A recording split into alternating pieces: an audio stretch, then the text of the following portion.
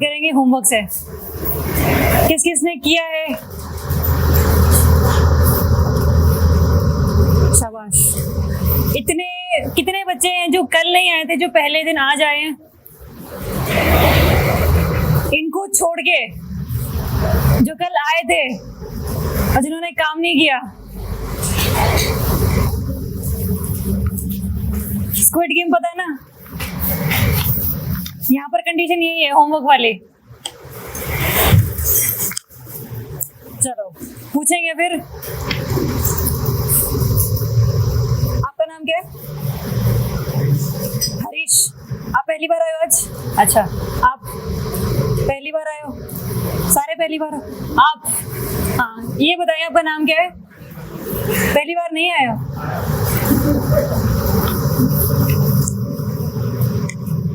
आप आए थे ना कल?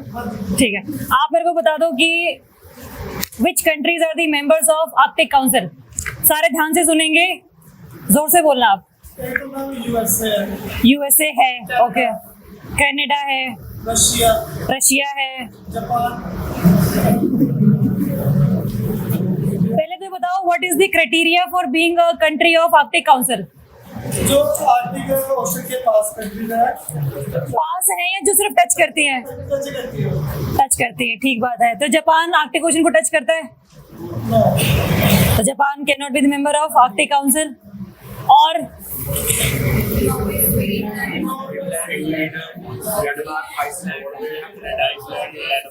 हाँ, किसी को समझ नहीं आया? यूएसए है, यूएसए इसलिए है क्योंकि अलास्का वाला जो पार्ट है वो टच करता है।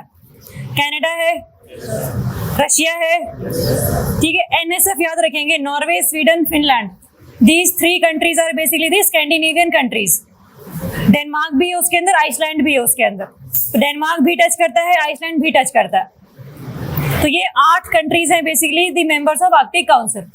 ये न्यूज में इसलिए है क्योंकि अभी रिसेंटली इंडिया ने अपनी आर्कटिक काउंसिल को लेकर स्ट्रेटेजी बनाई है अपनी, that they want to increase the research in that area। कौन कौन से रिसोर्सेज हैं, कितने फ्रेश वाटर के रिसोर्सेज हैं, तो ये काफी न्यूज में भी रह रही है। बिकॉज जो आर्कटिक रीजन है और जो अंटार्कटिक रीजन है ना, बेसिकली ये किसी कंट्री को बिलोंग नहीं करता। Antarctica is whole another continent. इसीलिए वो कंट्रीज जो कि वहां पर जाकर रिसर्च करेंगे, उनके लिए कुछ प्रोटोकॉल्स तो होने चाहिए। कल को पता लगे कोई रिसर्च कर रहा है और साथ में कोई स्पीशी वहां पर रहती है जिसकी खत्म हो रही है बेसिकली उस रिसर्च की वजह से। जैसे आपको पता है कि रेडियम की डिस्कवरी के बाद डेथ हुई थी, जिन्होंने उसको डिस्कवर किया था एक्चुअल में क्या नाम था लेडी का? Marie Curie. तो रिसर्च भी कभी ना कभी स्पीशीज के लिए, ह्यूमंस के लिए हानिकारक हो सकती है। तो प्रोटोकॉल्स हम लोग ने स्टैंडर्डाइज रखे हुए हैं कि हम लोग ये करेंगे, हमने एक स्ट्रेटेजी बनाई हुई है। Same goes for the Arctic, same goes for the Antarctica. ठीक है, तो ये हम लोगों ने होमवर्क दिया था। और क्या दिया था? सार्क और बिम्स्टेक में। आपका नाम क्या था? आकाशदीप। आकाशदीप के पीछे जो बैठे हैं, आपका नाम क्या है? गुरप्रीत। गुरप्रीत, मेरे को बताओ कि कौन सी ऐसी कंट्रीज हैं जो सार्क की मेंबर्स तो हैं बट बिम्स्टेक की नहीं है? इजी क्वेश्चन है। Afghanistan. Afghanistan is the member of SAARC but not the member of BIMSTEC. Okay, first. और पाकिस्तान, मालदीव्स, 3 ही है ये वाली। ठीक है, चलो। सार्क में टोटल कितनी कंट्रीज हैं? 7 या 8? 8। बिम्स्टेक में 7। सीधा क्वेश्चन ऐसे भी आ जाता है कई बार कि कितनी कंट्रीज हैं। तो कई बार ऐसा होता है ना कि ट्रायंगल दिया हुआ है, बताओ कि कितने ट्रायंगल से इस ट्रायंगल के अंदर, कितनी बार आप उसको सॉल्व कर लो, वो हमेशा कम ज्यादा होता रहता है। तो सीधे क्वेश्चन भी कई बार गलत हो जाते हैं हमारे, तो ध्यान रखेंगे उन चीजों का। बाकी कल की क्लास में किसी को कोई डाउट है तो पहले पूछ लो, नहीं फिर आज की शुरू करेंगे। किसी को कोई समस्या, डाउट, स्पीड में दिक्कत आए तो बता देना, आवाज में दिक्कत आए तो बता देना।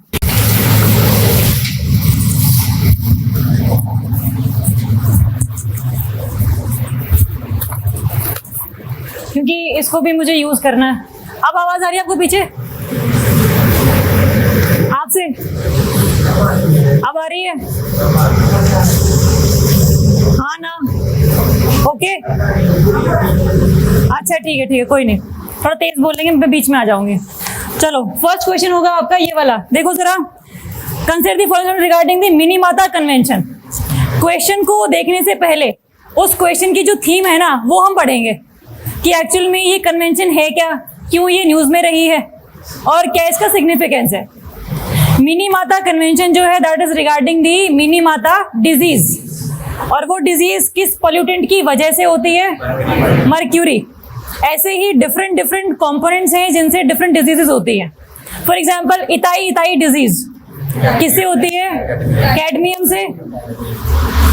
आपका ब्लू बेबी सिंड्रोम नाइट्रोजन की प्रेजेंस की वजह से ज्यादा होती है बॉडी में, अगर वो एंटर कर जाए तो नाइट्रोजनस कंपाउंड्स NO2 NO3 वगैरह जितने भी वो होते हैं, अमोनियम आयंस वगैरह। तो आ जाओ। तो मिनीमाता कन्वेंशन क्या है, मिनीमाता डिजीज के बारे में है। सीट खाली है कोई पीछे देख लो जरा।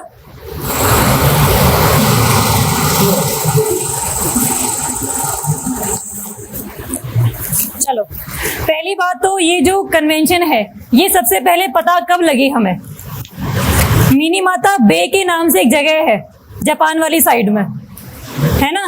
तो उस बे में हम लोगों ने क्या देखा, जो फिशेज हैं उनकी बॉडीज में मर्क्यूरी की जो अमाउंट है वो बहुत ज्यादा है, और उन्हीं फिशेज को हम लोग कंज्यूम कर रहे हैं। तो वो जो मर्क्यूरी की अमाउंट है वो हमारी बॉडी में भी जा रही है, और धीरे धीरे होता क्या है ना, अ कंसेप्ट कॉल्ड बायोमैग्निफिकेशन। मैं लिख देती हूँ, वो कहा हमारा स्टाइलस।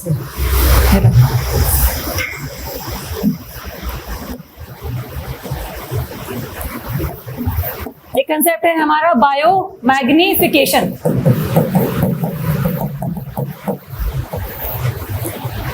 बायो का मतलब ऑर्गेनिक, लिविंग बीइंग। होता क्या है, जैसे मान लो कि ग्रास है, ग्रास के बाद हर्बीवोर्स आते हैं, हर्बीवोर्स के बाद कार्निवोर्स आएगा।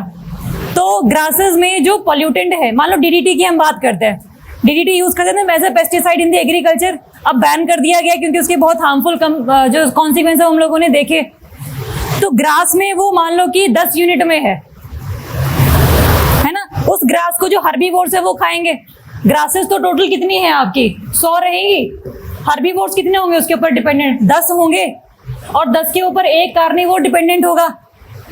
तो इसमें अगर 10 यूनिट है ग्रास में, तो सारा हर्बीवोर्स ने खा लिया, तो ये 10 की 10 में चली गई। इसमें कॉन्सेंट्रेशन कितनी थी, 1%। इस वाले में कितनी होगी, 100%। एक यूनिट सबके हिस्से में आ गया। और इस वाले में कितनी चली गई, टोटल 10 चली गई, है ना। तो when we are going upward the trophic level, grass to herbivores to carnivores, the concentration of harmful chemicals increases as we go from lower to trophic level. That concept is called the biomagnification. ठीक बात है। अगर मान लो कि मेरी body में चला गया है DDT, टाइम टू टाइम क्या होता रहेगा, उसकी कॉन्सेंट्रेशन इंक्रीज होती रहेगी, वो अक्यूमुलेट होता रहेगा, ऑर्गन्स को फेल करता रहेगा वो। जब through out the time with in 1 trophic level concentration increase होती है, उसको हम क्या बोलते हैं, उसको हम कहते हैं बायो अक्यूमुलेशन।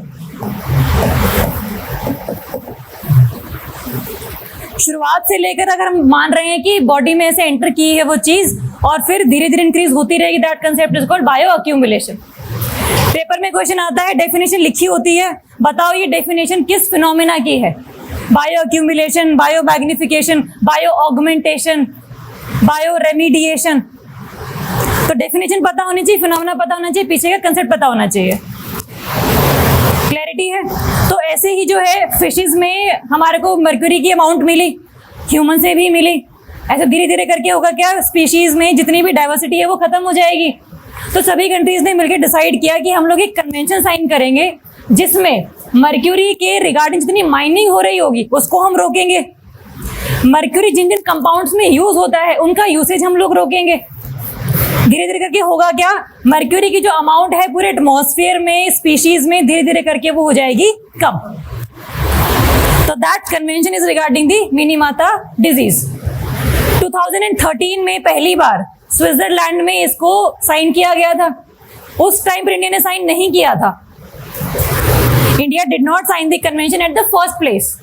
इंडिया ने बट बाद में साइन किया है इसको साइन किया हुआ है इंडिया ने, लेकिन उसको बाद में साइन किया 2018 के आसपास। ठीक बात है। चलो देख, तो हमारा कंसेप्ट क्लियर है कि what do we mean by Minamata convention, objectives क्या रहेंगे हमारे, और बेसिकली हम इसको लेकर क्यों आए थे। फर्स्ट स्टेटमेंट देखो, Indonesia hosted the 2022 conference of parties 4। जो मीटिंग्स उनको COPs बोलते हैं, COP1, COP2। अभी रिसेंटली COP26 हुई थी। कहां पर हुई थी वो? ग्लासगो, यूके में, स्कॉटलैंड, यूके। चलो, वो किसके रिगार्डिंग थी? क्लाइमेट चेंज के रिगार्डिंग। किस कन्वेंशन के अंडर थी वो? UNFCCC, United Nations framework convention on climate change 1992 में वो आई थी। ठीक है। मिनीमाता कन्वेंशन 2013 में आई थी। उसकी जो मीटिंग है COP4 हुई है अभी, जो किसने होस्ट करी है? इंडोनेशिया ने। तो दैट स्टेटमेंट इज करेक्ट। तो न्यूज में इसलिए था बेसिकली। बाली जगह इंडोनेशिया में, जब लोग काफी घूमने भी जाते हैं, सस्ता पड़ता है काफी। Second, the convention is a global treaty to protect human health and the environment from the adverse effects of mercury and its compounds. आपको अगर कन्वेंशन पता है तो बहुत इजी स्टेटमेंट लगेगी आपको फिर ये। तो दोनों स्टेटमेंट सही है हमारी। पूछा क्या है देखो, आंसर क्या होना चाहिए इसका? सी।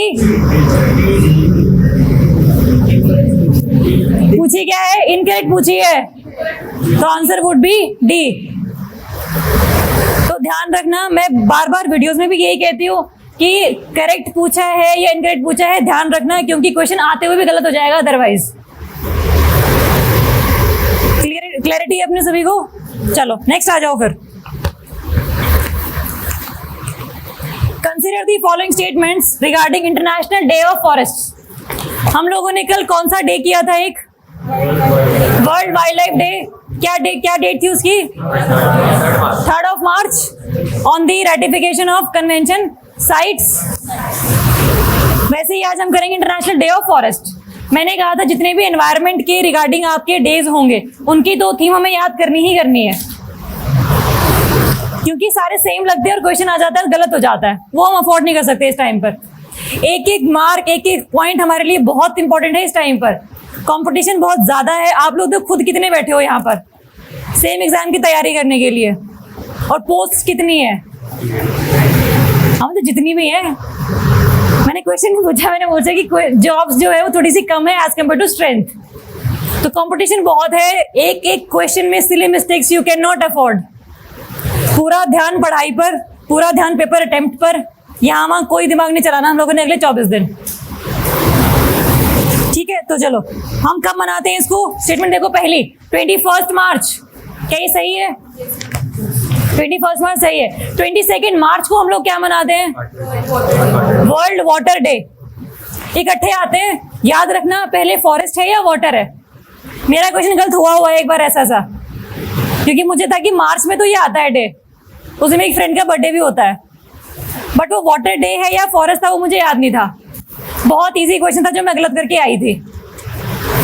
और जो क्वेश्चन इजी होता है ना, उसको अगर आप गलत कर दो तो जो रिग्रेट होता है, जो गिल्ट होता है दिमाग में, रात को नींद नहीं आती भाई। जो मुश्किल है गलत होगा, सबका गलत होगा वो तो, लेकिन जो इजी है सिर्फ आपका गलत है, वो आपके सभी दोस्तों का सही है वो। तो फिर तो एक तो या तो दोस्तों को मार दो जो चिढ़ा रहे हैं तुम्हें, या फिर बाकी तुम्हें पता है मैं क्या कहने वाली हूँ अभी। नेक्स्ट आ जाओ सेकंड, द थीम देखो क्या है? Forest and sustainable production and consumption. सही है, बट अब ये याद रखनी है हमें। ठीक है, इसको हम याद रखेंगे किसी तरीके से कि हम लोग बेसिकली क्या चाहते हैं कि फॉरेस्ट में देखो कंसेप्ट ना, जो फंडा है आजकल, that always revolves around the sustainable development. Forest भी सस्टेनेबल डेवलपमेंट होगा, वाटर भी सस्टेनेबल डेवलपमेंट होगा। मतलब क्या सस्टेनेबल डेवलपमेंट का?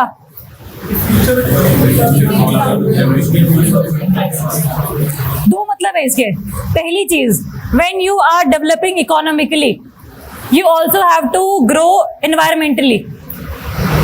आपकी इकोनॉमी डेवलप करने की वजह से एनवायरमेंट को हानि नहीं पहुंचनी चाहिए, एज सिंपल इज दैट।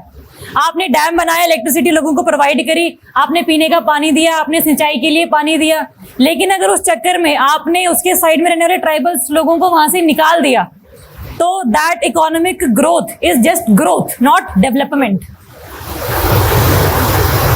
ठीक है, तो दो मतलब है इसके, एक तो ये वाला, दूसरा है कि when you are satisfying your needs plus taking care of the future need as well. ठीक है, तो इसका सही ऑप्शन है यही, फॉरेस्ट और sustainable production and consumption.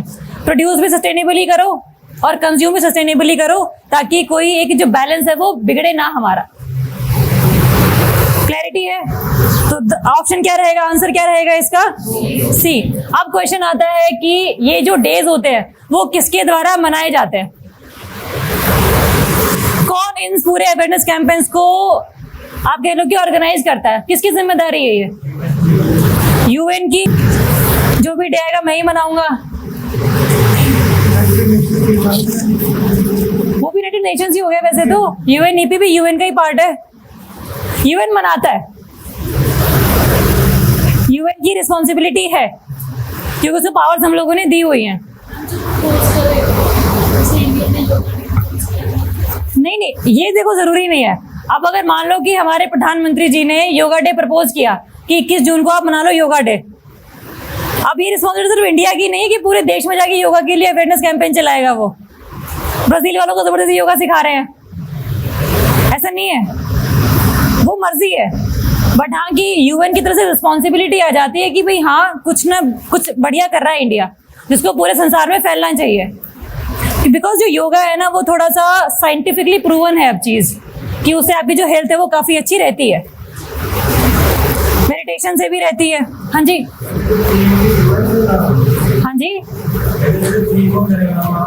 Theme ये यूएन प्रपोज करता है, यूएन ही डिसाइड करता है इसको। यूएन बोलता है कि थीम, तुम्हारी थीम ये वाली है, इसके हिसाब से अपने यहाँ पर कैंपेन चलाओ। जैसे स्कूल्स में होता है ना पोस्टर मेकिंग, तो वो क्या बोलेंगे कि आज इंटरनेशनल डे ऑफ फॉरेस्ट है, आप इस थीम पर बनाओ। तो ये थीम इसलिए काम आती है ताकि बच्चों में, बड़ों में, बूढ़ों में, सभी चीजें हम लोग फैला सके। एक तो यूएन है आपका और साथ में है आपका FAO, food and agriculture organisation. ये दोनों मिलकर ऑर्गेनाइज करते हैं सारे के सारे awareness campaigns throughout the world.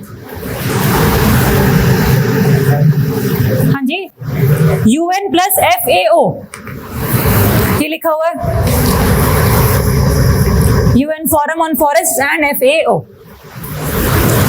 देखो बहुत कम चांसेस है कि क्वेश्चन इसके ऊपर आएगा ऑर्गेनाइज कौन करवाता है, बहुत कम चांसेस हैं। बट आपको इससे क्या पता होना चाहिए कि जो FAO है ये कहाँ बना है, इसका हेडक्वार्टर कहाँ है? रोम, इटली, है ना। तो ये सारी जो चीजें हैं ना आपको इस तरीके से काम आती हैं। क्वेश्चन इस पर नहीं आएगा ऑर्गेनाइज किसने करवाया है, ये इंपॉर्टेंट भी नहीं है। बट FAO क्या है, क्यों है, सबसे पहले बना था या नहीं बना था, है ना, तो वो ध्यान रखना हम लोगों को। चलो नेक्स्ट आ जाओ। Which of the following is recognized as the center of excellence by the Ministry of Skill Development and Entrepreneurship in the field of marine engineering? Marine engineering के फील्ड में किसको, अभी जो INS लिखी हुई है ये INS इंडियन नेवल स्टेशन है, हमने कल भी बात करी थी। हम लोगों ने कल शिप्स डिस्कस किए थे, हम लोग डिस्ट्रॉयर, फ्रिगेट, कॉर्वेट ये बताए थे। कौन बताएगा मुझे कि अगर किसी भी शिप का नाम किसी माउंटेन के ऊपर है तो वो क्या होगा? वो फ्रिगेट होगा। अगर किसी सिटी के नाम पर होगा तो वो डिस्ट्रॉयर होगा। कॉर्वेट किसके ऊपर होगा? पर्सनल वेपन्स, INS तलवार, INS किरपान, है ना। ठीक है, तो इसका आंसर बताओ जरा क्या है? A option. कितने हक में है INS शिवाजी के? अब क्वेश्चन क्या है ना, बनता है कि पहली बात तो कि किसको मिला है, दूसरा बन सकता है किसने दिया है, क्योंकि जहां पर INS आ गया वहां पर आपके दिमाग में क्या आएगा? Indian navy. बट ये दिया किसने? Ministry of skill development entrepreneurship ने। थोड़ा सा ध्यान रखेंगे इसको। और मरीन इंजीनियरिंग बेसिकली क्या है कि जहां पर आप लोगों ने मरीन लेवल पर, सी लेवल पर कैसे शिप जा रही है, कितनी उसकी स्पीड होनी चाहिए, किसी शिप में कैसे मिसाइल को आप लोगों ने इंटीग्रेट करना है, एयरक्राफ्ट कैसे उड़ाना है किसी भी शिप पे से, ये सब चीजें जो है हमें पता होनी चाहिए। और ये सब बताता कौन है? INS शिवाजी। इसने काफी लोगों को ट्रेन किया है बेसिकली इसी फील्ड में। क्वेश्चन आप लोगों के लिए, इंडिया में कितने नंबर ऑफ एयरक्राफ्ट कैरियर्स हैं INS में? अभी कितने हैं? अभी एक है INS विक्रमादित्य। दूसरा जो हम बना रहे हैं उसका नाम क्या होगा? INS विक्रांत। इससे पहले हमारे पास 2 ऑलरेडी थे जो हम लोगों ने डीकमीशन किया। डीकमीशन वाले का नाम क्या था? INS विराट।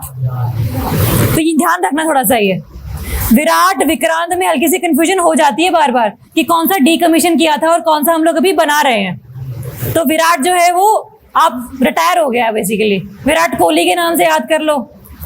रिटायर तो वो हुआ नहीं, बट सेंचुरी नहीं मारा ना वो। 2 साल हो गए, ये तुम्हें पता है, फैक्ट है। बट नेवी को पता लग गया कि रिटायर हो जाना चाहिए तो उसको रिटायर कर दिया गया। क्लैरिटी है अपने को? चलो, तो आंसर है आपका INS शिवाजी, जो कि आपका कौन से स्टेट में पड़ता है? महाराष्ट्र। महाराष्ट्र का एक जगह है लोनावला, काफी अच्छी घूमने की जगह भी है। नहीं जगह अच्छी, घूमने की अच्छी जगह, शाबाश। तो इसका आंसर है आपका A। चलो नेक्स्ट हम करेंगे एक्सरसाइज लामितीय किन किन 2 कंट्रीज के बीच में है। हम लोगों ने इससे पहले, रुको, इससे पहले हम लोगों ने कल 2 एक्सरसाइज की थी। एक्सरसाइज 10 लिख कंट्रीज, इंडिया और उज्बेकिस्तान, ठीक है। और हम लोगों ने कौन सी करी थी? एक्सरसाइज वायु शक्ति, जो किसके बीच में थी? सिर्फ इंडिया की थी। वो 2 साल या 3 साल? 3 साल। 3 साल में एक बार। शो ऑफ नहीं करेंगे बट करेंगे। चलो, अब बात आती है एक्सरसाइज लामितीय की। इंडिया एंड सेशल्स और इंडियन मॉरिशस। मुझे नहीं पता, मैं आप लोगों से पूछ रही हूँ। मॉरिशस वाले कितने हैं? तुमने मेरे सामने मॉरिशस बोला अभी, तो तुम हाथ नहीं खड़ा कर रहे। दुनिया किसी की नहीं है। Options, answer India and Seychelles. लामितीय मतलब फ्रेंडशिप। अब क्वेश्चन आप लोगों के लिए, सेशल्स जो कंट्री है वो कहां पर है? ये जो ईस्ट अफ्रीका वाले हैं, ईस्ट अफ्रीका का मतलब हो गया अफ्रीकन कॉन्टिनेंट में कहीं पर है। हाँ, अफ्रीका के ईस्ट में बोलो, साउथ ईस्ट अफ्रीका। इतना डिटेल में नहीं जाएंगे, घूमना नहीं है वहां जाके। अफ्रीका में, अफ्रीका के बीच में एक जगह है पानी वाली, साथ में एक आइलैंड है। क्या नाम है उस आइलैंड का? मेडागास्कर। और बीच में चैनल, उसका नाम क्या है? Mozambique channel. मोजाम्बिक कंट्री है क्योंकि उसकी कोस्ट पर। उसके साथ में एक आपको मिलेगा मॉरिशस भी वहीं मिलेगा, सेशल्स भी वहीं मिलेगा, रीयूनियन हॉटस्पॉट भी वहीं मिलेगा। Reunion hotspot is under which country? France. Reunion important क्यों है हम करेंगे ज्योग्राफी में, है ना। Why Reunion is important, why it is significant. चलो, तो इसका आंसर आपका इंडिया एंड सेशल्स। क्लैरिटी है सभी को? हाँ जी।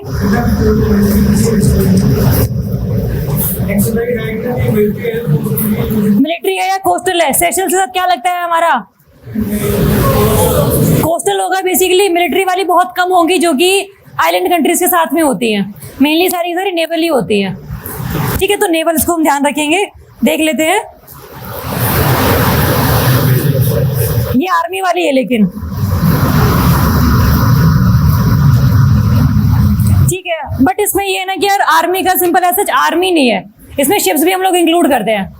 INS हमारा कोलकाता भी जाता है, INS विशाखापट्टनम भी जाता है। तो आर्मी का मतलब सिर्फ ये नहीं है कि इंडियन आर्मी, इंडियन मिलिट्री का मतलब होता है मिलिट्री में सब आ गया।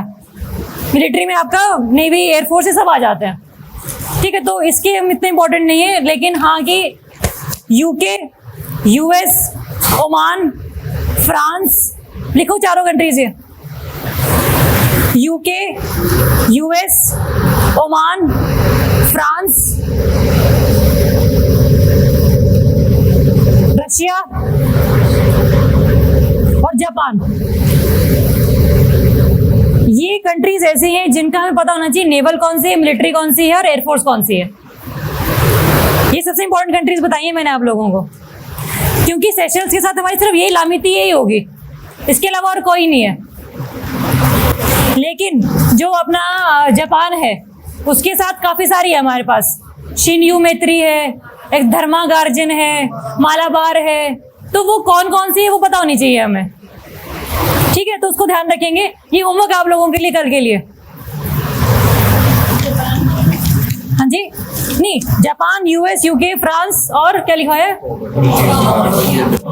Oman, Russia. हाँ जी, सिंगापुर के साथ भी देख लेंगे, आएगी तो। ये तो 193 कंट्रीज हैं यार, सबके साथ याद नहीं करनी है हमें, जो न्यूज में रही है वो याद करनी है। लेकिन जो मेरे बैक ऑफ द माइंड पड़ी हुई है कि हाँ ये तो पूछी जा सकती है, वो मैं बता रही हूँ आप लोगों को, है ना। चलो नेक्स्ट आ जाओ फिर अब। हाँ, एक्सो मार्स मिशन। एक्सो मार्स मिशन नाम से क्लियर है, किसके ऊपर होगा, मार्स के ऊपर होगा। क्वेश्चन अब ये है कि कौन सी ऑर्गेनाइजेशन इसको कंडक्ट करवाएगी, NASA, ESA, JAXA, ExoMars, ESA and सिर्फ ईएसए। नासा वाले कितने हैं, लेकिन ड्रॉप हो गया, नासा ने बात छोड़ दिया। हाँ, नासा ने ड्रॉप करे 2012 में। एक्सो मार्स में ई से शुरू है, ईएसए भी ई से शुरू है, क्योंकि बहुत कंफ्यूजन रहती है नासा और ईएसए में। नासा भी बहुत मिशंस निकालता है, ईएसए बहुत मिशंस निकालता है, ठीक है। तो पहली स्टेटमेंट देखो इसकी, it is the joint initiative of ESA and NASA. सही है गलत है, गलत है, सिर्फ और सिर्फ किसका है ये, ईएसए का है। नासा के पास पैसे नहीं थे, नासा ने बोला कि मैं अपना कर लूंगा, तुम अपना देखो। What is the name of NASA's Mars mission, insights और परसिवरेंस। परसिवरेंस सुना हुआ है, परसिवरेंस के साथ रोवर भी गया था, एक हेलीकॉप्टर भी गया था। हेलीकॉप्टर का नाम क्या था, इंजेन्युइटी, ठीक बात है। चलो ये तो हो गए नासा के। इंडिया का मार्स वाला मिशन चंद्रयान, शाबाश। चांद मंगल अलग अलग हैं। Mom mission, Mars orbiter mission, Mangalyaan भी बोलते हैं उसको। मूवी देखिए मंगलयान, तभी याद रहता, देखनी चाहिए थी। अच्छा, और अगर मैं पूछूं कि आप लोगों से, यूएई का भी एक प्रोब है, क्या नाम है उसका,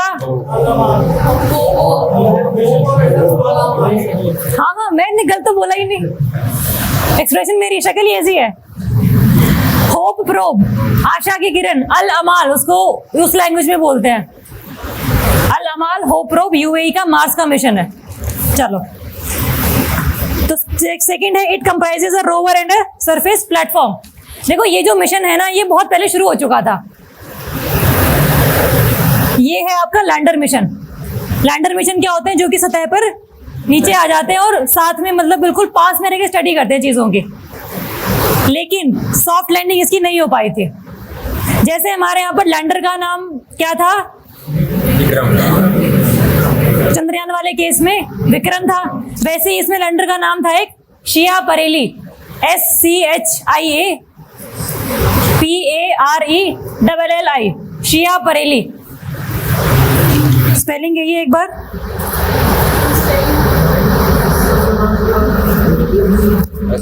ये लिखा हुआ।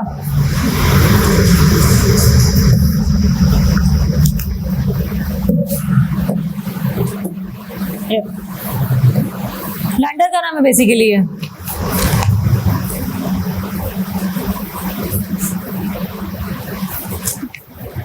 और जो ऑर्बिटर का नाम था, ऑर्बिटर कौन सा था हमारा,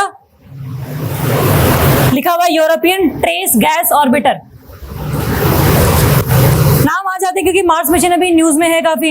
ये न्यूज में इसलिए है क्योंकि इसको दोबारा से पोस्टपोन कर दिया गया बिकॉज ऑफ दी कोरोना और रशिया के जितने भी इसमें कॉन्फ्लिक्ट अभी चल रहे हैं।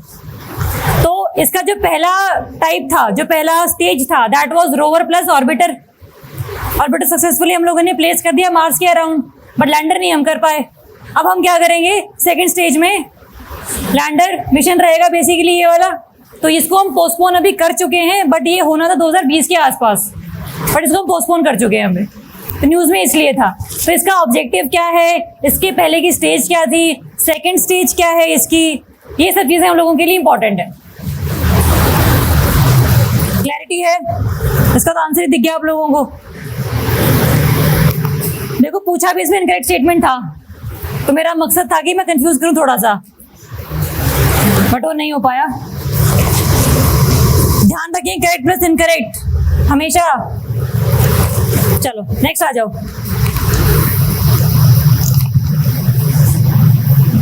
महात्मा Gandhi green triangle is inaugurated in which country?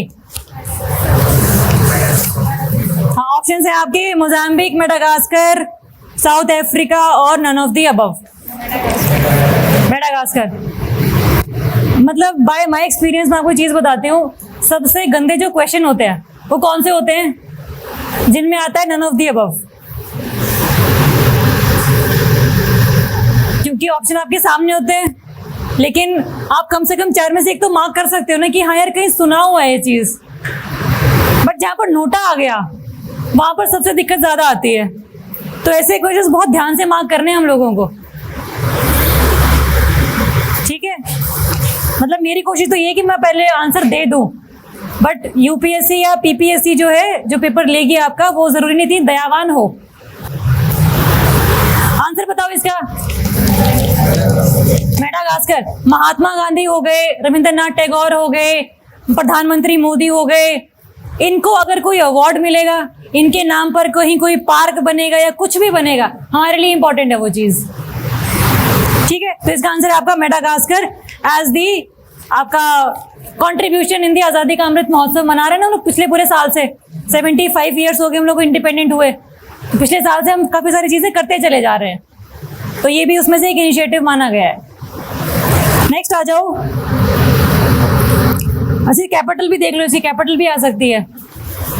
जो भी कंट्री आपको न्यूज में नजर आए उसकी लोकेशन देख लो, एटलस साथ में रखो अपने। कल से आप लोग एटलस भी लेकर आएंगे, क्योंकि मुझे उसमें से आपको सी वगैरह के लोकेशंस बतानी होंगी कि कौन से सी और कौन सी कंट्रीज टच करती हैं। जैसे हमने आर्कटिक ओशन किया है, वैसे ही हमें कैस्पियन सी, ब्लैक सी, मेडिटेरेनियन सी, बाल्टिक सी, व्हाइट सी, नॉर्थ सी, ये सारे करने हैं हमें, बट एक एक करके,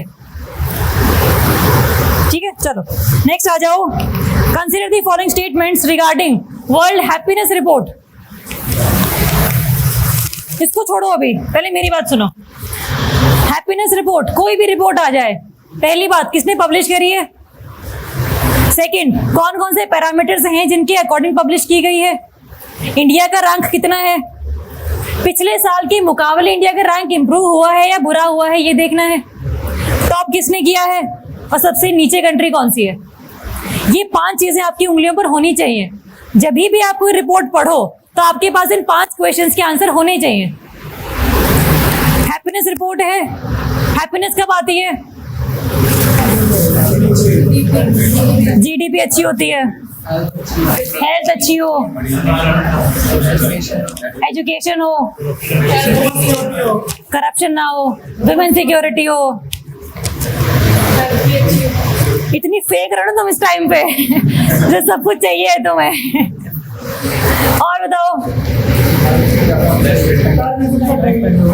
लाइफ टेन्योर ज्यादा होना चाहिए, 90 साल के हो गए हैं। टेररिज्म, तुम इतने बड़े प्लेन पर क्यों हो? आतंकवाद, ह्यूमन सिक्योरिटी सब साफ कर देंगे। चलो पहली बात तो पब्लिश कौन करता है इस रिपोर्ट को। ये मकसद ये था बताने का कि जहां पर जिस कंट्री में सस्टेनेबल डेवलपमेंट के हिसाब से काम चलता है वो कंट्री होती है सबसे ज्यादा हैप्पी। ये याद करने का तरीका है ये, because this report is published by, लिखा ही हुआ है ये रहा, UNSDN, UN sustainable development network. First option देखो, सही स्टेटमेंट है ये। सेकंड आ जाओ, India improve the rank from the previous 2021 report. नहीं, इतनी गर्दनें हिल रही हैं। आप बताइए पहले इंडिया का रैंक कितना था? मुंडी हिलाइए तो जवाब देना पड़ेगा। पहले बात की लाइन आबादी 6 हो। पहले 139 था, अब हुआ है 136। इम्प्रूवमेंट है भाई, भले 3 मार्क्स की क्यों ना हो, इम्प्रूवमेंट तो है। हम आगे बढ़ रहे हैं, हम हैप्पी तो हो रहे हैं कम से कम। नहीं हो रहे हैप्पी, दुख बहुत है जिंदगी में, सह लेंगे थोड़ा, क्या हो गया। तो इंडिया का रैंक इंप्रूव हुआ है, this statement is right. Environmental issues नहीं, पैरामीटर्स हम देखेंगे नहीं, हाँ वो भी आएगा, बट वो इंडायरेक्टली अटैच्ड है इसके साथ में, बताऊंगी मैं कैसे। अब इसके अगर आप पैरामीटर्स देखो, आपने देखो कंफ्यूज नहीं होना। एक तो आपका इंडेक्स है HDI, ह्यूमन डेवलपमेंट इंडेक्स, एक है आपका ये वर्ल्ड हैप्पीनेस इंडेक्स भी आप इसको बोल सकते हो। HDI कौन रिलीज करता है? UNDP, UN development programme. Headquarter कहाँ है उसका? न्यूयॉर्क, सही बात। HDI के पैरामीटर्स कौन कौन से हैं? Life expectancy, education, per capita income, पैसा, एजुकेशन और सेहत। जरूरत है तीनों चीजों की। अगर अच्छा किया है तो इंडिया का रैंक अच्छा आएगा, बुरा किया तो बुरा आएगा। हैप्पीनेस में जो है चीजें बदल जाती हैं। आप एजुकेशन ले रहे हैं बट आप हैप्पी नहीं हो सकते। कई लोग बच्चे ऐसे जो पेपर की तैयारी कर रहे हैं बट खुश नहीं है वो, यार करनी पड़ रही है, ऐसे ही बिठाया हुआ है, फ्री का बोल के लालच दिया हुआ है। तो खुशी जरूरी नहीं कि एजुकेशन से आए, बट आ भी सकती है। तो इसके जो 6 कंपोनेंट्स है वो हमें पता होने चाहिए। देखो 6 कंपोनेंट्स कौन कौन से हैं, वो ये लिखे हुए स्टार्टिंग में। रियल GDP पर कैपिटा, पैसे कितने हैं? देखो पैसे से चीजें खरीदी जा सकती है, जाती है खरीदी पैसे से। क्या आप पैसों से खुशियां खरीद सकते हो? यस वाले कितने हैं? नो वाले? देखो जो हाथ खड़ा करेगा कि खुशियां नहीं खरीदी जा सकती, मैं पूछूंगी किससे खरीदोगे फिर?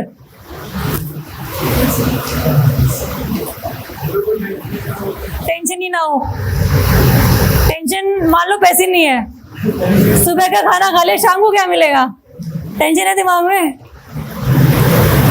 मतलब पैसा सब कुछ नहीं है, बट पैसा कुछ तो है।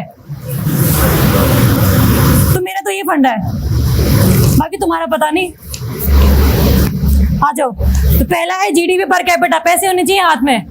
सेकंड देखो, अच्छा सोशल सपोर्ट, आसपास लोग ठीक होने चाहिए, और जिनको देखे ये ना हो कि यार सुबह सुबह किसकी शक्ल देखी थी जो ऐसा ऐसा हो रहा है, ऐसा नहीं होना चाहिए। दूसरा हेल्दी लाइफ एक्सपेक्टेंसी, जीवन आप जियो, काफी सारा जियो, बट हेल्दी रहो।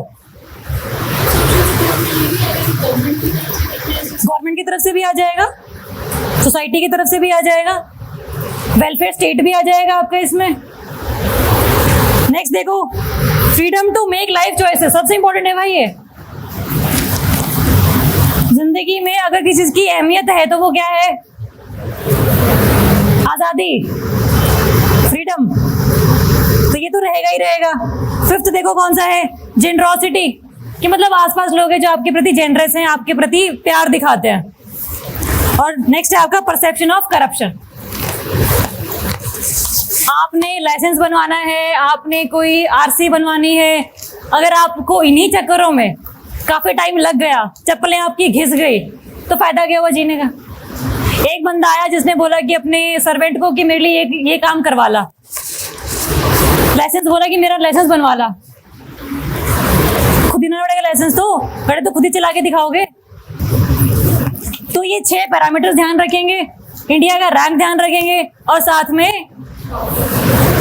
किसने पब्लिश करी ये ध्यान में रखेंगे। टॉप किसने किया है? थर्ड स्टेटमेंट देखो, फिनलैंड, सबसे अच्छी कंट्री है फिनलैंड, लगातार 5वीं बार हैप्पीनेस में सबसे पहले नंबर पर आई है, हमेशा। नॉर्वे, मौसम इतना बढ़िया है यार वहां पे, अगर आप फनी फनी का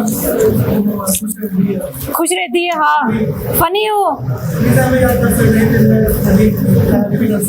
अच्छा, याद करने का तरीका है फिनलैंड और फनी। सही बात है, कर लो जैसे मर्जी याद करना चाहो, क्योंकि कंफ्यूजन रहेगी। बातचीत नहीं। फिनलैंड, स्वीडन और नॉर्वे, इन तीन में हमेशा कंफ्यूजन रहती है कि पहले नंबर पे कौन है। HDI में भी स्वीडन रहेगा, HDI में फिनलैंड रहेगा, नॉर्वे रहेगा। इन्हीं में से कोई ना कोई कंट्री हमेशा टॉप करती है। होमवर्क लिखो। HDI रीसेंट रिपोर्ट ने टॉप किसने किया है, इंडिया का रैंक कितना है। HDI ये तो हो गया हैप्पीनेस वाला, ये तो मैंने करवा दिया। हाँ 129। चेक करना इसको एक बार, जो रीसेंट होगा वो ध्यान रखना। चलो नेक्स्ट आ जाओ। फिर इसका आंसर क्या होगा, तीनों सही है इसमें, तो answer would B D, all of the above. हाँ जी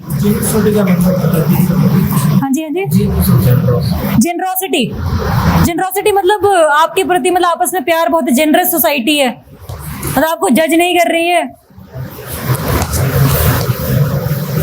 आ जाओ। अच्छा, सबसे अनहैप्पी कंट्री भी तो पता होनी चाहिए, तुमने पढ़ लिया ना। है?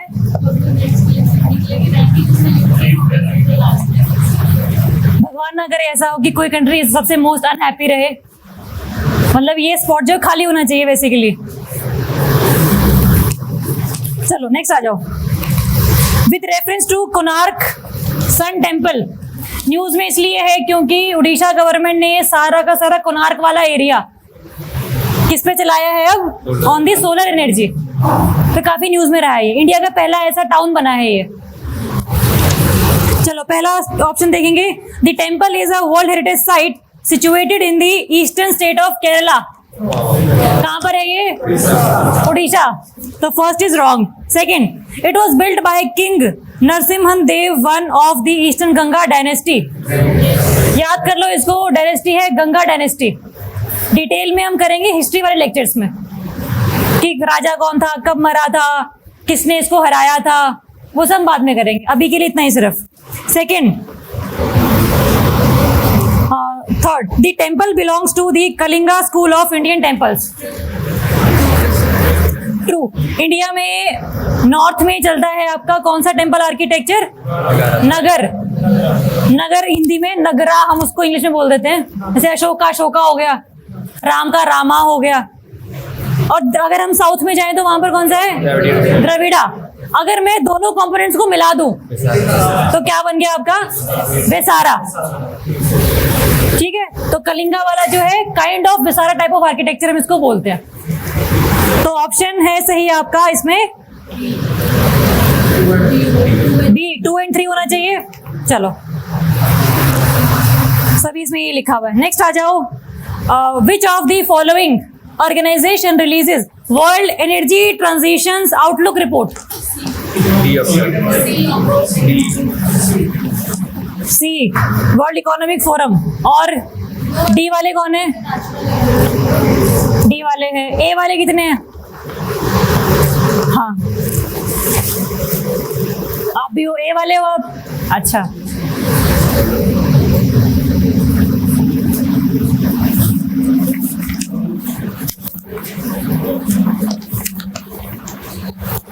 वाई ए, वाई सी।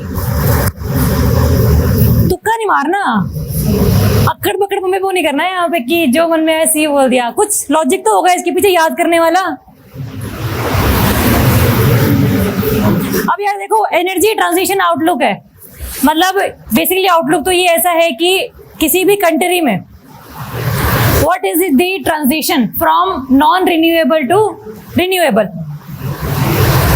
इंडिया ने कितना काम किया है, what is India's target of renewable energy of 2030। कितने गीगावाट हमें प्रोड्यूस करना है फ्रॉम द रिन्यूएबल रिसोर्सेज। 450,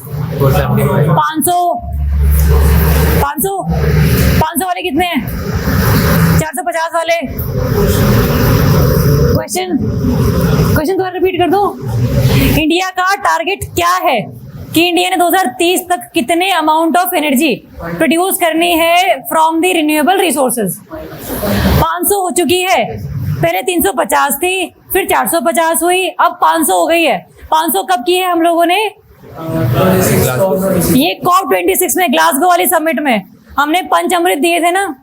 पंच अमृत में से एक ये अमृत है कि 2030 तक आते आते 500 गीगावाट हम प्रोड्यूस करेंगे थ्रू द रिन्यूएबल रिसोर्सेज, और हम लोग नेट कार्बन एमिटर बनेंगे बाय 2070। ये क्वेश्चन आने के चांसेस बहुत ज्यादा हैं इस बार। इंडिया कब बनेगा नेट कार्बन एमिटर, और यूरोप वाले कब बनेंगे, यूएसए कब बनेगा, चाइना कब बनेगा? एनवायरमेंट हम जब करेंगे तो वो सारे डिटेल में करेंगे उसको। चलो, इसमें आंसर है आपका D, international renewable energy agency. Headquarter कहाँ है इसका? क्वेश्चन अब ये है, अबू धाबी। Nice, good. लिख लो, जिसको नहीं पता वो लिख लेगा हेडक्वार्टर। इसने क्या बताया, क्यों बताया, जरूरी नहीं है मैं जानना, हमारे को फैक्ट पता होना चाहिए। रिपोर्ट ये वाली है, और ये कोई खास ना जो अरीना है, IRENA, जो ऑप्शन डी आंसर भी है, इसने काफी जो रिपोर्ट से पब्लिश नहीं करी है। मैक्सिमम जो है ये फर्स्ट वाली, ये वाली इंटरनेशनल एनर्जी एजेंसी IEA और OECD और WEF ने जो रिपोर्ट रिलीज कर दी, याद कर लो, global gender gap report published by WEF।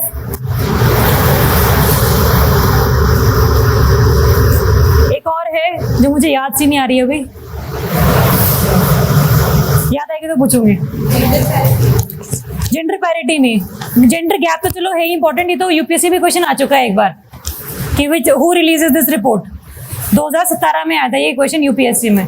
तो ऐसे ऐसे क्वेश्चन जो है बहुत इजीली आ जाते हैं नॉर्मल एग्जाम्स में। चलो नेक्स्ट आ जाओ। हाँ, with reference to national commission of women, आप लोगों ने कल पॉलिटी करी है, आपको पता है कॉन्स्टिट्यूशनल बॉडीज कौन सी हैं, स्टैट्यूटरी बॉडीज कौन सी हैं, नॉन स्टैट्यूटरी बॉडीज कौन सी हैं। हमने कल नीति आयोग में डिस्कस किया था। पहला ऑप्शन देखो, it was established to review the constitutional and legal safeguards for women via an executive order. अगर एग्जीक्यूटिव ऑर्डर के थ्रू कोई भी चीज आती है, नोटिफिकेशन के थ्रू अगर आती है, तो वो बॉडी कैसी होती है? स्टैट्यूटरी और non statutory. Non statutory, extra constitutional तो वो है ही है। तो एनसीडब्ल्यू क्या ऐसी बॉडी है? एनसीडब्ल्यू तो कौन सी बॉडी है? स्टैट्यूटरी बॉडी है। कब आई थी? 1992 एक्ट एनसीडब्ल्यू। अभी न्यूज में क्यों है एनसीडब्ल्यू? क्योंकि हम लोग चाह रहे हैं कि जो स्कोप है एनसीडब्ल्यू का उसको एक्सपैंड कर दिया जाए। It should also be the constitutional body. कोई ऐसा एग्जाम्पल जो कि ऐसी बॉडी पहले स्टैट्यूटरी बॉडी थी बट अब बन चुकी है constitutional body? NCBC, national commission for backward class. By which amendment it became the constitutional body? 102nd amendment. 99 से लेकर 105 अभी तक अमेंडमेंट हो चुकी है हमारे यहाँ पर। 106 हो गई हैं, 105 हुई है, 105 हुई है मेनली अभी। ये कौन कौन सी है, किसके रिगार्डिंग है, पता होना चाहिए हमें। 99 अमेंडमेंट कौन सी थी? कौन सी? NJSC। Okay. 100th amendment, land boundary agreement between India and Bangladesh. 101 GST, 102 NCBC, 103 EWS, 104 increase in the reservation tenure for SC and STs in the parliament, Anglo-Indians। 105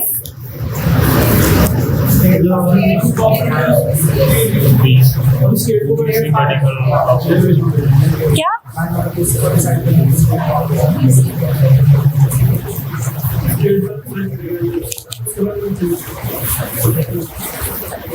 105 है। पहले क्या होता था 102nd में जब एनसीबीसी बना तब ये बोला गया था कि जो प्रेसिडेंट है वो एक लिस्ट बनाएगा सेंटर की बैकवर्ड क्लासेस की, और स्टेट्स बनाएंगे अपने खुद की बैकवर्ड क्लासेस की, तो there would be 2 list, central list plus state list.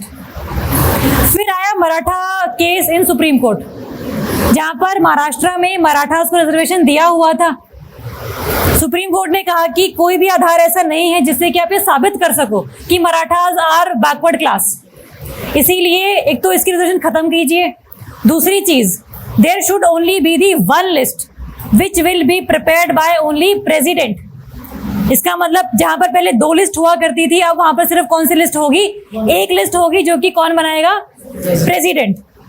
State से रिवोल्ट किया, क्योंकि स्टेट्स का जो वोट बैंक है वो तो बैकवर्ड क्लासेस भी तो है मेनली। रिजर्वेशन देना is basically the vote bank, मत आपको उससे मिलते हैं। इसीलिए सुप्रीम कोर्ट के डिसीजन को नलीफाई करने के लिए 105 अमेंडमेंट लेकर आया गया था कि जैसा 102 में था वैसा ही दोबारा भी हम लोग प्रपोज कर रहे हैं, सेम ही चीजें रहेंगी।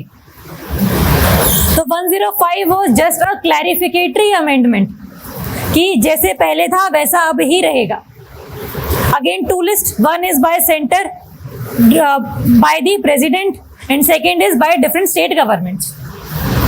तो 99 से लेकर 105 तक जो भी अमेंडमेंट्स हुई हैं वो कौन सी हैं, क्यों हुई हैं, पता होना चाहिए। डिटेल नहीं, बट हाँ कि ये चीज कुछ है, एग्जिस्ट करती है। चलो नेक्स्ट आ जाओ। It is devoid of suo moto powers to inquire into any incident. Suo moto क्या होता है? खुद से, किसी ने कंप्लेंट नहीं करी बट खुद से एनसीडब्ल्यू को लगता है कि इस पे जांच करनी चाहिए, तो इसके पास पावर है ऐसी? है इसके पास? है या नहीं है? ये कर सकता है भाई एनसी, क्योंकि कई बार ऐसा देखा गया है कि जो विमेन है वो कंप्लेंट करती नहीं है, ना वो करती, ना उनके रिलेटिव्स करते, ना पड़ोसी करते। लेकिन अगर कहीं से कानों में खबर पड़ती है एनसीडब्ल्यू के, तो वो खुद से ये डिसीजन लेता है कि we will inquire this incident कि क्या एक्चुअल में सच है या गलत है।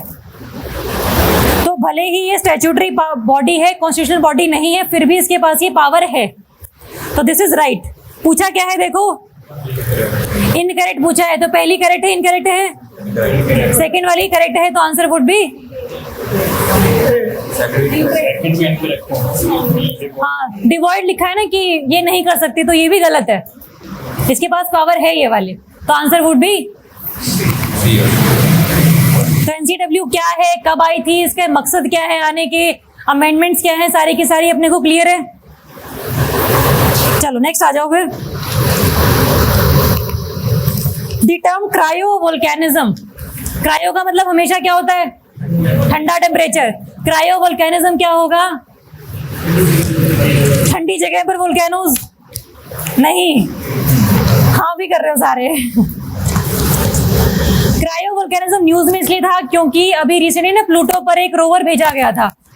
क्या नाम था रोवर का? Rover sorry, fly bye project था ये, मतलब उसको फोटो खींचता हुआ निकला था उसकी। प्लूटो के लिए नासा के द्वारा कौन सा प्रोजेक्ट लेकर आया गया था? Horizon, new horizon, specially for the Pluto. New horizon जो है प्लूटो को फोटोज खींची उसने, क्योंकि लैंड तो कर नहीं सकता, गैसियस प्लैनेट है ना वो, तो सिर्फ 4 ही टेरेस्ट्रियल प्लैनेट्स हैं जिनके हम ऊपर हम लैंड कर सकते हैं।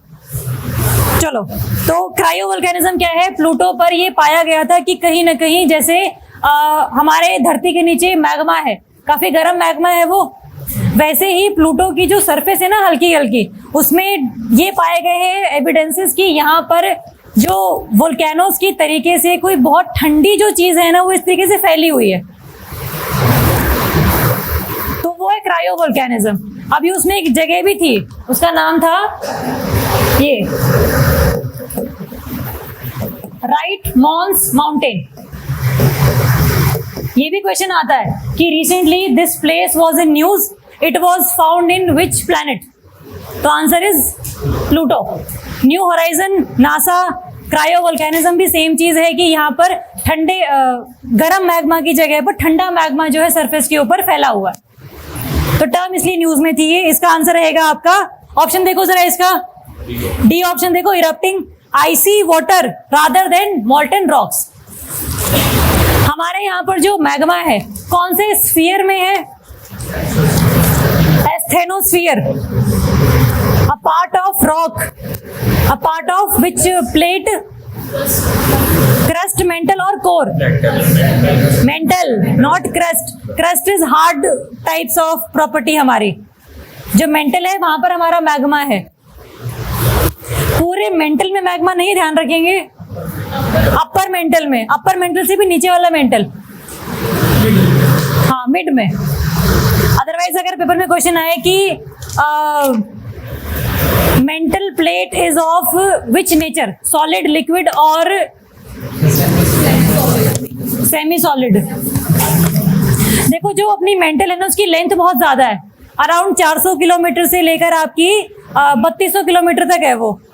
तो इसमें मैक्सिमम जो पार्ट है सॉलिड है, वो कुछ ही पार्ट है 200-300 किलोमीटर का जो कि मैग्मा वाला पार्ट है।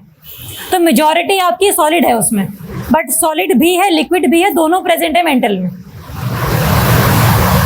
ज्योग्राफी में करेंगे डिटेल में। अभी के लिए इतना ही कि प्लूटो पर है, आंसर है इसका डी। आईसी आपका वाटर हो rather than the molten rocks, that's the cryovolcanism. Next आ जाओ। हाँ, consider the following statements regarding new India literacy programme NILP।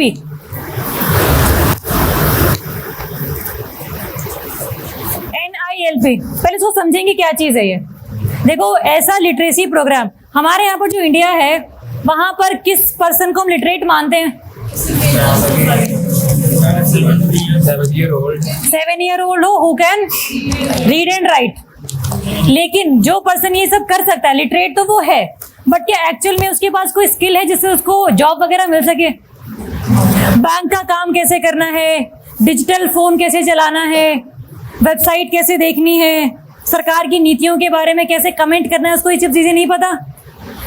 इसीलिए अगर हमें नया इंडिया बनाना है, हमें बनाना एजुकेटेड इंडिया, तो हमें एक नया प्रोग्राम भी लेकर आना पड़ेगा जिसका नाम क्या है? New India literacy programme. पहला ऑप्शन देखो इसमें, it was established to review the cost. अच्छा एक मिनट, सॉरी, हाँ, it is a centrally sponsored scheme. Sponsored और सेक्टर स्कीम दोनों याद रखेंगे। सेक्टर क्या होता है? जहां पर सारा फंड सेंटर देगा। स्पॉन्सर्ड क्या होगा? जिसमें कुछ फंड सेंटर, कुछ फंड स्टेट देगा। एक होमवर्क मैंने आपको वो भी दिया था, 42nd अमेंडमेंट से कौन कौन सी लिस्ट से हम लोगों ने बाहर निकाला किस किस कैटेगरी को, किया था ना होमवर्क? किया किसी ने? किया है? मैं सही बता रही हूँ, होमवर्क कर लो। पेपर में ये जो आलतू फालतू की चीजें लगती है ना कि यार ऐसे ही बोल रहे हैं, तो पेपर में क्वेश्चन आते हैं उससे। मैंने न्यू होराइजन की इस नोट्स में कहीं नहीं लिखा हुआ, बट क्वेश्चन आ जाएगा आपके पास प्लूटो क्योंकि न्यूज में है ना। तो थोड़ा सा ध्यान रखेंगे और काम करके लेकर आएंगे अपना। आज का होमवर्क भी आप लोग आज करोगे और कल वाला भी करोगे।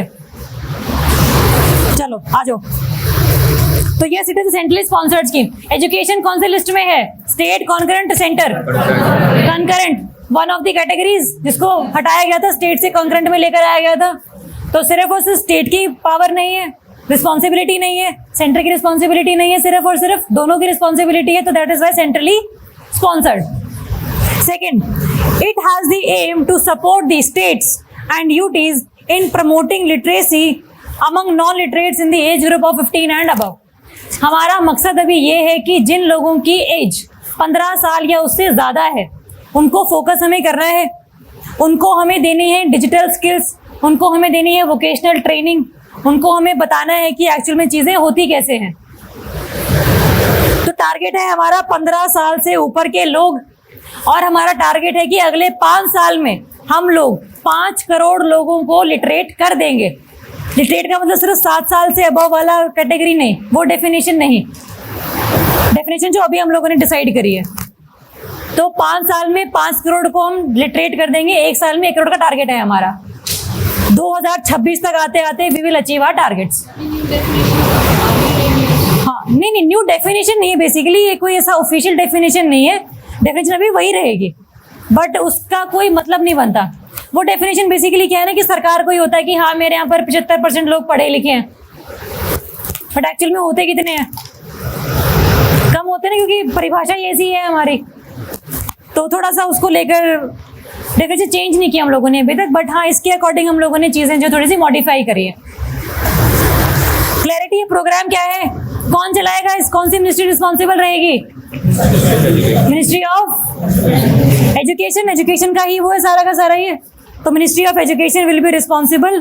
टारगेट क्या है, कंपोनेंट्स क्या है, मकसद क्या है, सब क्लियर है अपने को। तो आंसर वुड बी,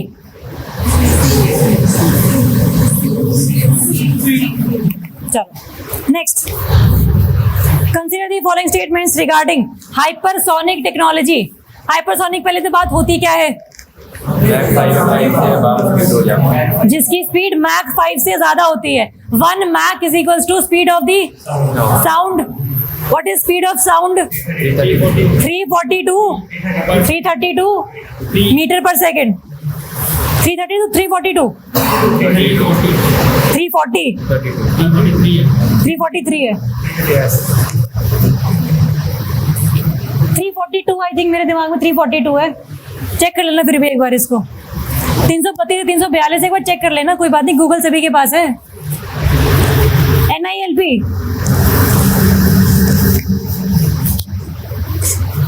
चलो हाँ, तो वो मिसाइल्स जिनकी स्पीड इज मोर देन 343 42 43, ठीक है। पेपर में अगर 335 से लेकर 355 तक आ जाए तो सही मानना, 345 तक, सॉरी 10 का चलता है यहाँ। चलो ऑप्शन देखो, पहला hypersonic speed ranges from Mach 1.2 to Mach 5 which is faster than the speed of the sound. गलत है, सही है? गलत है, मैक 5 ज्यादा होनी चाहिए। एसी वालों को क्या बोलेंगे हम, जिनकी 1.2 से 5 तक है? सुपरसोनिक। हाइपरसोनिक 5 टू 7, 7 से अबव वालों को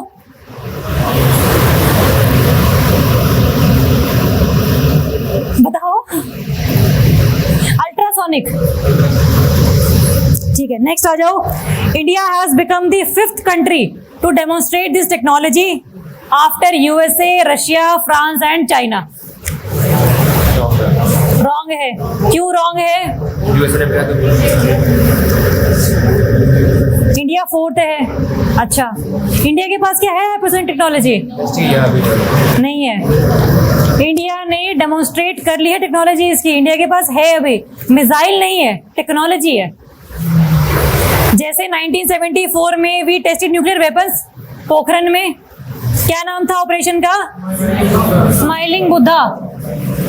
बट उसकी उस टाइम पर हमारे पास क्या वेपन्स थे? वेपन्स नहीं थे, टेक्नोलॉजी थी हमारे पास, कि संसार को ये बता दिया जाए कि भले ही अभी हमारे पास वेपन नहीं है, बट अगर हमारा मन किया तो वेपन्स भी हम बना लेंगे, हम किसी से कम नहीं है। 1998 में जाकर हम लोगों ने वेपन्स को टेस्ट किया, टेक्नोलॉजी के 7 वेपन हम लोगों ने टेस्ट किए। ऑपरेशन का नाम ऑपरेशन शक्ति। एक है ऑपरेशन शक्ति, एक है आपका मिशन शक्ति। मिशन शक्ति क्या था? एंटी सैटेलाइट टेस्ट, ASAT, जहां पर हम लोगों ने सैटेलाइट को उड़ाया था कि अगर मान लो कोई चाइना की, रशिया की, USA की हमारे पर नजर रख रही है सैटेलाइट, तो हमारे पास टेक्नोलॉजी ऐसी रहे कि हम उस सैटेलाइट को भी उड़ा सके। तो that mission is called mission Shakti. Operation Shakti 1998, mission Shakti is ASAT, anti satellite test. किसने किया था ASAT?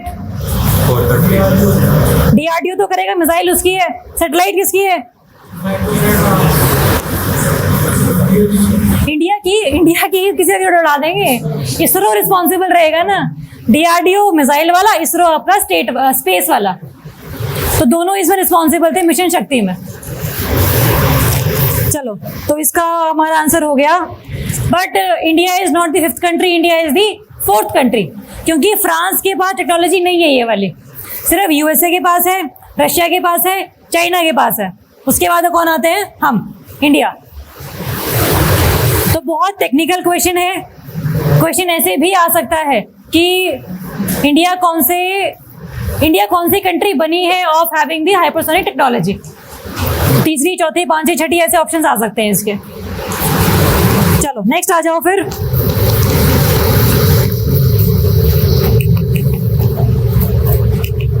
हाँ, विद रेफरेंस टू निपुण भारत इनिशिएटिव, बहुत इंपॉर्टेंट है, बहुत बार न्यूज में रहा है पिछले सालों में, हर बार किसी मैगजीन में इसका जिक्र हुआ ही हुआ है। पहला ऑप्शन देखो, निपुण भारत में। देखो, निपुण भारत बेसिकली क्या है ना, आप इसको ध्यान रखोगे, foundational literacy and numeracy programme, FLNP, foundational literacy and numeracy programme. ये उनके लिए है जैसे हम लोग करते हैं असर सर्वे, ASER वाला, annual survey of education report. कौन करता है असर सर्वे? प्रथम NGO, सरकार नहीं करती, प्रथम NGO करता है इसको। उसमें क्या पाया जाता है ना कि क्लास 5th का बच्चा है लेकिन उसको क्लास 1 और 2 का जो मैथ है वो नहीं आता। क्लास 10th का बच्चा है, क्लास 5th का मैथ और साइंस नहीं आती, पढ़ना भी नहीं आता। खास करके रूरल जो एरियाज हैं वहां पर ये प्रॉब्लम देखी जाती है। मैंने खुद सर्वे किया हुआ है ये वाला। आप में से कोई अगर NSS में रहेगा, NSS में है कोई यहाँ पर, कॉलेज में NSS ज्वाइन किया हो किसी ने, करवाते ना ये सर्वे वगैरह आपसे, आप लोगों ने किया होगा, मैंने भी किया हुआ है ये। मतलब मैंने बच्चे अपनी आंखों से देखे हुए हैं कि वो 6th क्लास में है बच्चा लेकिन उसको पढ़ना नहीं आता, उसको अपना नाम तो लिखना नहीं आता। तो that's the reality of India. क्योंकि पॉलिसी है ना RTE के तहत नो डिटेंशन, कि आपको क्लास तो आगे कर ही देंगे, फेल नहीं करेंगे आपको। तो बच्चे 8वीं क्लास तक तो पहुंच जाते हैं क्योंकि 8वीं तक क्या है, NDT पॉलिसी है, उसके बाद आप फेल कर सकते हो। तो इन सब चीजों से बचने के लिए कि बच्चा जो है शुरुआत में ही उसका बेस हम लोग तगड़ा कर दे, उसके लिए चलाया गया आपका ये निपुण भारत इनिशिएटिव। फाउंडेशन बेस पर हम ध्यान देंगे सबसे पहले। बच्चे के बेस एक बार तैयार हो गया तो चाहे मैथ हो चाहे साइंस हो, सब कुछ उसको आ जाएगा, है ना। तो पहला देखो option, one of its aims is to enable every child to achieve the desired learning competencies in reading, writing, numeracy by the end of grade 3। तीसरी क्लास तक आते आते उसको पढ़ना लिखना समझना सब आता हो, और ये हम अचीव करेंगे बाय 2026। टारगेट ध्यान रखेंगे, इसका मकसद ध्यान रखेंगे, बच्चों को हमें निपुण करना है। Second statement, funding requirements of the mission will be fulfilled from the समग्र शिक्षा स्कीम। समग्र शिक्षा स्कीम जो है कौन सी मिनिस्ट्री के अंडर आती है? Ministry of education. समग्र शिक्षा थी ये, इसको हम लोगों ने 3 स्कीम्स को मर्ज करके बनाया था। कौन कौन सी थी वो 3 स्कीम्स? सर्व शिक्षा अभियान, राष्ट्रीय माध्यमिक शिक्षा अभियान, टीचर्स एजुकेशन, TE। इन 3 चीजों को मर्ज करके हम लोगों ने समग्र शिक्षा बना दिया था कि ये फालतू की बातें, सर्व शिक्षा अलग है, माध्यमिक शिक्षा अलग है, बेस सेम रहेगा, उसके बाद सभी चीजें सेम रहेंगी। मिशन ज्यादा है और टारगेट ज्यादा है, बट अचीव करने के लिए स्ट्रैटेजीज नहीं है हमारे पास। स्ट्रैटेजी एक रहेगी, शुरुआत से चीजें बढ़िया रखेंगे। तो दैट इज द निपुण भारत इनिशिएटिव। 2 चीजों में आपको कंफ्यूजन हो सकती है, NILP और निपुण वाले में, दोनों अलग अलग चीजें हैं। न्यू इंडिया वाले में वोकेशनल प्लस डिजिटल का काफी ज्यादा रोल है, निपुण में बच्चों के लिए है, स्पेशली है। निपुण, न्यू बॉर्न, ऐसे आप याद कर सकते हो उनको। राइटिंग, रीडिंग विद अंडरस्टैंडिंग, आप पढ़ तो रहे हो बट समझ में भी आपको आ रहा हो। सेम फॉर अस, जो भी चीजें पढ़ रहे समझ में आ रही हो कि क्यों पढ़ रहे हैं, मकसद क्या है जिंदगी में, है ना। तो बच्चों को भी वही सिखाना है हमें, ताकि हमारी तरह वो ना हो कि अब सब कुछ हो गया, कॉलेज भी पास आउट हो गया है, अब क्या करें।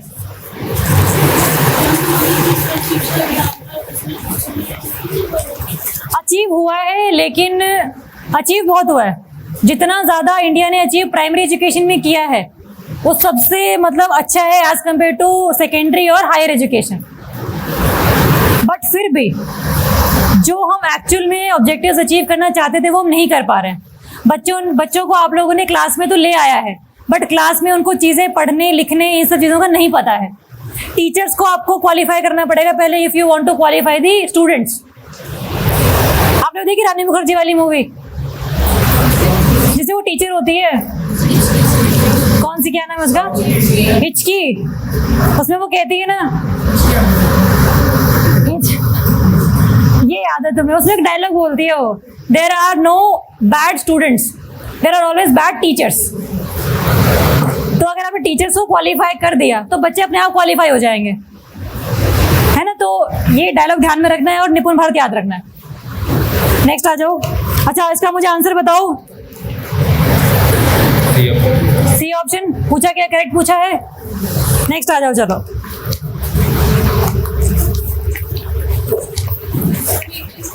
हाँ जी, नहीं, मिड डे मील स्कीम सर्व शिक्षा के अंडर नहीं आती है।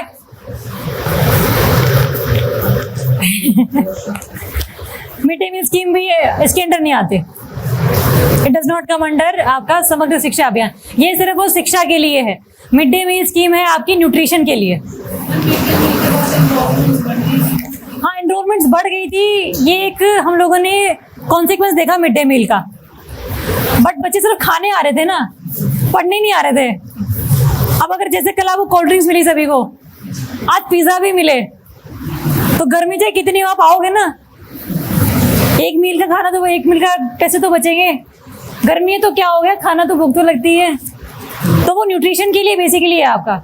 मिड डे मील में भी हम लोगों ने चेंजेस करे हैं, उसका नाम चेंज किया हम लोगों ने। क्या कर दिया नाम उसका, पोषण। दोनों चीजें गलत है। पोषण अभियान अलग है, मिड डे मील स्कीम अलग है। मिड डे मील का नाम क्या है, पोषण शक्ति निर्माण स्कीम। पोषण अभियान अलग है, नेशनल न्यूट्रिशन मिशन वो अलग है। पोषण अभियान अलग है, that comes under ministry of women and child development. पोषण अभियान दूसरा है पीएम पोषण शक्ति निर्माण, ये है मिड डे मील का नया नाम। पोषण की पोषण 2.0 आया, उसका नया वर्जन आया है। नाम तो पोषण ही है उसका भी।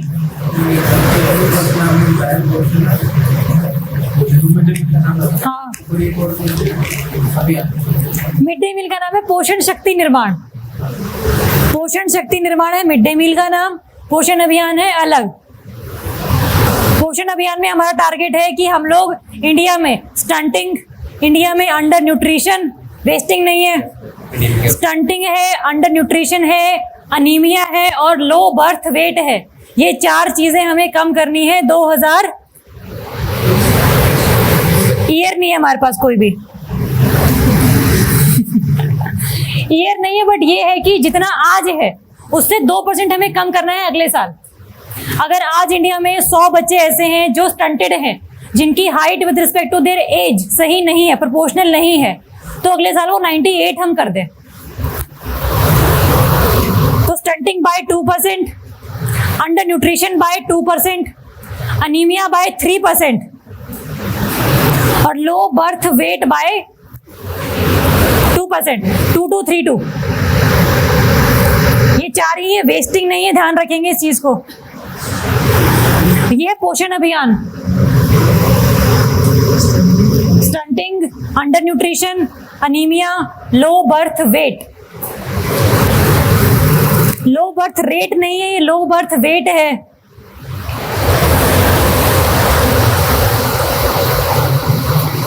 मतलब बच्चे का जो वेट हो, जब वो पैदा होता है तो ठीक ठाक हो, बहुत ज्यादा कमजोर वो ना हो।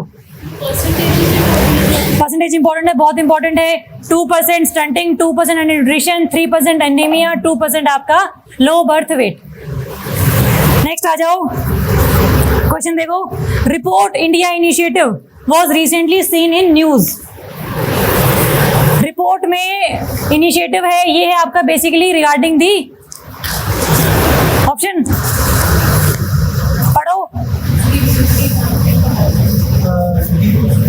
डी ऑप्शन, डी क्या है, revamping the inland ports in strategic locations. B वाले कितने हैं,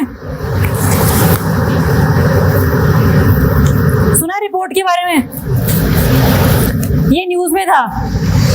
क्योंकि हम लोग मनाते हैं, I think world TB day मनाते हैं हम 24 मार्च को। 24 मार्च ये डेट इसकी, तो टीबी न्यूज में था उस टाइम पर। और ये इनिशिएटिव टीबी के रिगार्डिंग है कि रिपोर्ट इनिशिएटिव है जहां पर इंडिया काफी सारे काम करता है ताकि इंडिया में जो टीबी के केसेस है वो कम हो सके। इंडिया में I think TB is the सबसे ज्यादा जानलेवा बीमारी, but I am not sure first है सेकंड है ये। हाँ, इंडिया से ज्यादा है, 90% केसेस, 60% केसेस इंडिया में ही मिलते हैं आपके। क्योंकि टीबी ना कम्युनिकेबल डिजीज है, बहुत जल्दी फैलती है एक दूसरे से एक दूसरे में। तो उसको रोकने के लिए किससे होती है, वायरस या बैक्टीरिया? बैक्टीरिया। नाम क्या है बैक्टीरिया का? माइकोबैक्टीरियम ट्यूबरकुलोसिस, उसी के नाम से। इसकी वैक्सीन का नाम क्या है? BCG, bacillus. BCG की फुल फॉर्म पूछ रही हूँ। Bacillus Calmette Guerin, bacillus Calmette Guerin. जिनको पता है वो लिख लो, जिनको समझ में नहीं आया वो गूगल कर लेना घर जाके, स्पेलिंग क्या है। चलो नेक्स्ट आ जाओ। Venera D mission to study the Venus planet. Question आ सकता है, वेनेरा डी मिशन किसको स्टडी करेगा? वीनस। वीनस को हिंदी में क्या कहते हैं? कौन सा ग्रह है ये? बुध। शुक्र है। बुध है कि शुक्र है? शुक्र। बुध को क्या कहते हैं? जुपिटर। शाबाश। जुपिटर बृहस्पति। मर्क्यूरी है बुध। सबसे पास का प्लैनेट मर्क्यूरी। मंगल मार्स है बहन।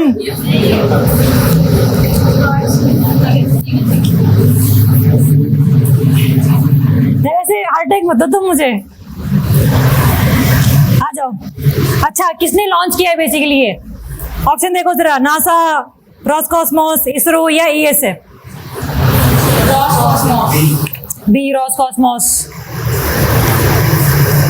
देखो इंडिया ने क्या कोई मिशन भेजा है वीनस को स्टडी करने के लिए? नहीं भेजा है। नहीं भेजा, भेजना है हमें। क्या नाम रखेंगे उसका? शुक्रयान। कितने इजी नाम, कितने प्यारे नाम है हमारे। मंगलयान मंगल को स्टडी करेगा, शुक्रयान शुक्र को स्टडी करेगा, चंद्रयान चंद्र को स्टडी करेगा।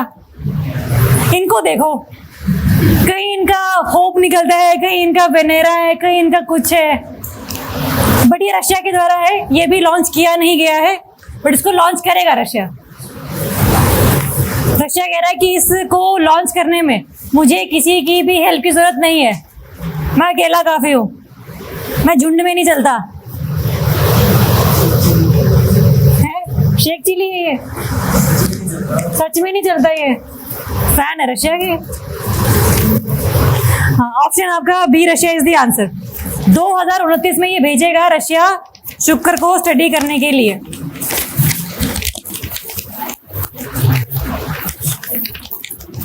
Next, consider the following statements regarding the super computer परम गंगा। जहां पर भी शब्द परम आ जाए इसका मतलब वो क्या है? Super computer. परम प्रवेग हो गया, परम सिद्धि हो गया, परम गंगा हो गया, सारे सुपर कंप्यूटर्स हैं हमारे under the NSM, national super computing mission. NSM किसके द्वारा चलाया गया है?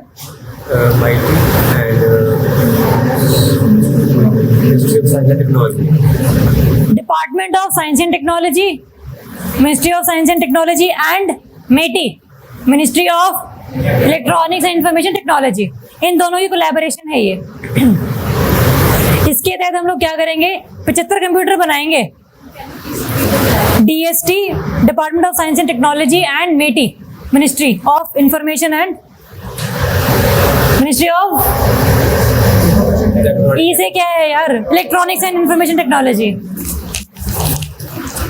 चलो पहला ऑप्शन देखो, it is commission by CDAC। देखो एक है इसकी मिनिस्ट्री जो रिस्पॉन्सिबल है इस पूरे मिशन को स्टीयर करने के लिए, जो बनाती है पूरी स्ट्रैटेजीज। दूसरे हैं जो स्ट्रैटेजी को इम्प्लीमेंट करते हैं। इम्प्लीमेंट कौन करता है? CDAC और IISc बेंगलुरु। आईसर नहीं, IISc बेंगलोर में काफी अच्छा रिसर्च का एक इंस्टीट्यूट है, वो इसको पब्लिश करता है, उसको इम्प्लीमेंट करता है पूरी स्ट्रैटेजीज को। चलो फर्स्ट सही है। Second, it is commission at IIT Roorkee. हाँ जी सही है ये। बेसिकली हम क्या कर रहे हैं ना इसमें कि जितनी भी IITs हैं, IIMs हैं जिनमें पहले से रिसर्च का लेवल काफी ज्यादा है, उनको हम लोग कोशिश कर रहे हैं कि कंप्यूटर्स वहां पर रख दे। सुपर कंप्यूटर्स काम किसके आते हैं? वेदर फोरकास्टिंग के लिए और वोल्केनिक इरप्शन।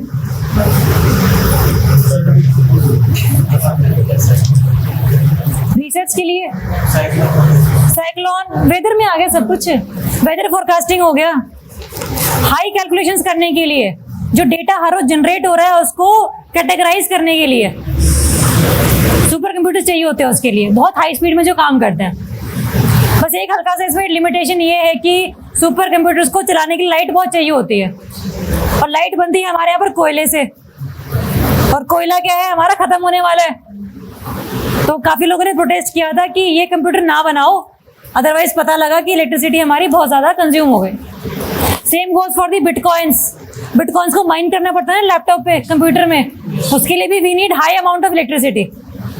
तो सेम ही चीजें सारी की सारी, उसके लिए आपको सुपर कंप्यूटर चाहिए होता है। डेल का लैपटॉप 6 साल पुराना नहीं चलेगा बिटकॉइन के लिए, और जिसके पास लैपटॉप भी 6 साल पुराना है बिटकॉइन का, वो क्या ही करेगा, जरूरत ही नहीं उसको, पढ़ाई करे बैठ के।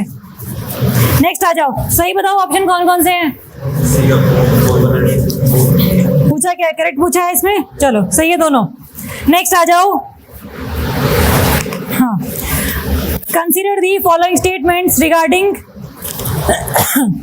AIIB, Asian infrastructure investment bank.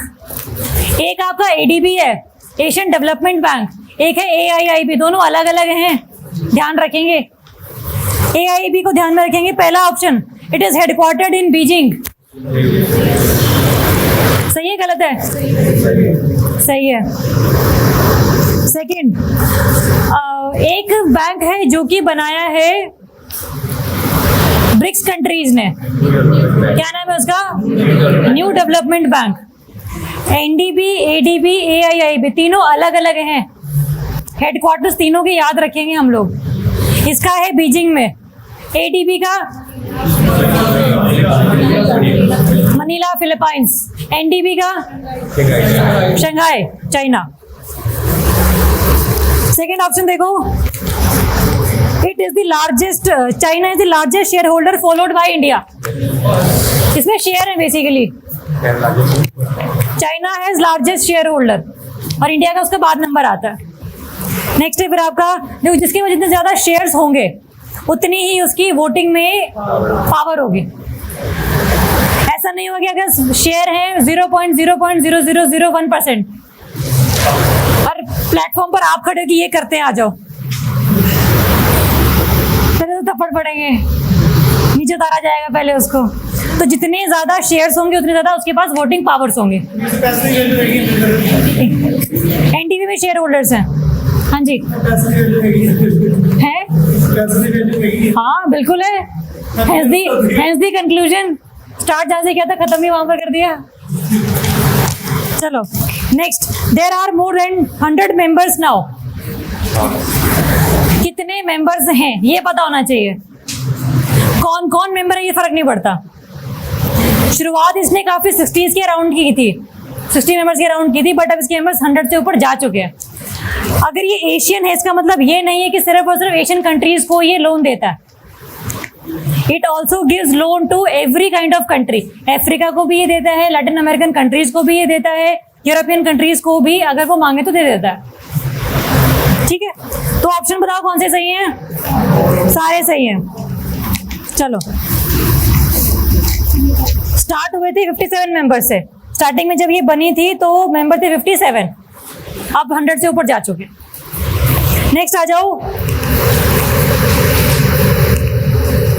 Vigil mission. Confusion हो सकती है विजिल मिशन में और वेनेरा मिशन में, दोनों वी से शुरू होते हैं। वेनेरा है आपका वीनस के लिए, विजिल है आपका सोलर के लिए। सोलर के लिए अभी कौन सा हम लोग यूज कर रहे हैं? प्रोब तो है, नाम क्या है उसका? Parker solar probe. इंडिया ने कोई भेजा है अभी तक सोलर को स्टडी करने के लिए? आदित्य L1 भेज दिया उसको? भेजा नहीं अभी, भेजा नहीं है। हम कह रहे हैं कि भेजेंगे, सब्र करो, भेजा नहीं है अभी। तो इंडिया का आदित्य L1 ध्यान रखेंगे सोलर को स्टडी करने के लिए। वेनेरा है आपका वीनस का, रशिया वाला। विजिल है आपका, देखो ऑप्शन पढ़ो पहली, it is launched by NASA, it will be launched by ESA, European के द्वारा लॉन्च किया जाएगा। ये दोनों वी से शुरू होते हैं, वेनेरा प्लस विजिल, दोनों में नासा नहीं है। वेनेरा में रशिया है, इस वाले में ESA है। ऐसे आप इसको याद कर सकते हो।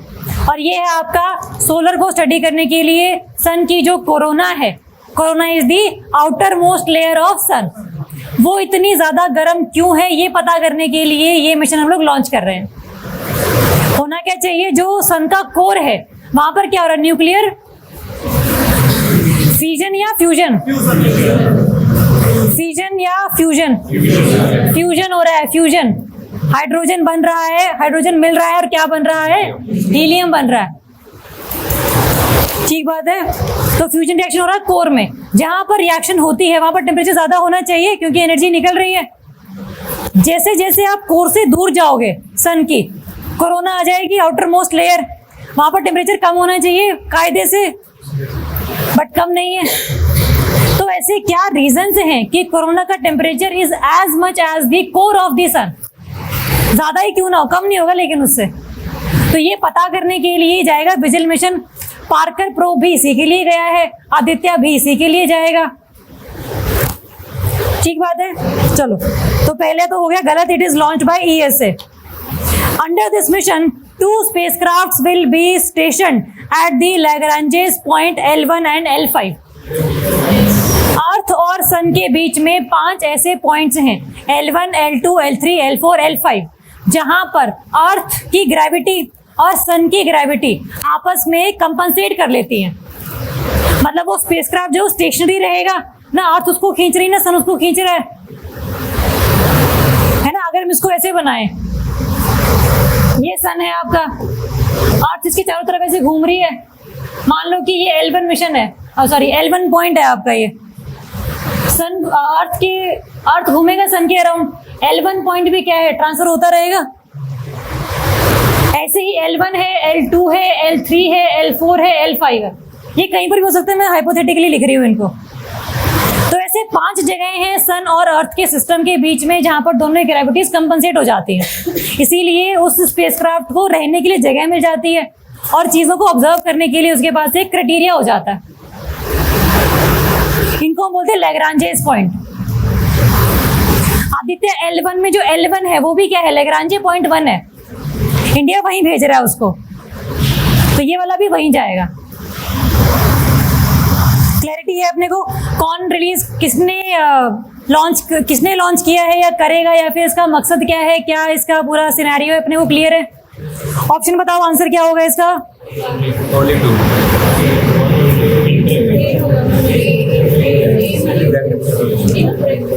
इनकरेक्ट पूछा है तो आंसर वुड बी A। ठीक कर लेंगे इसको, गलत मिसप्रिंट हो गया होगा। Answer is A। ठीक कर लेना, गलत नहीं लिखा हुआ क्योंकि इसमें मैंने करेक्ट के हिसाब से आंसर लिख दिया होगा। कोई बात नहीं, गलती हो जाती है, इंसान है। आ जाओ next. Recently the Montreux convention was in the news, it is related to Montreux. एक तो कन्वेंशन है, एक है आपका मॉन्ट्रिक्स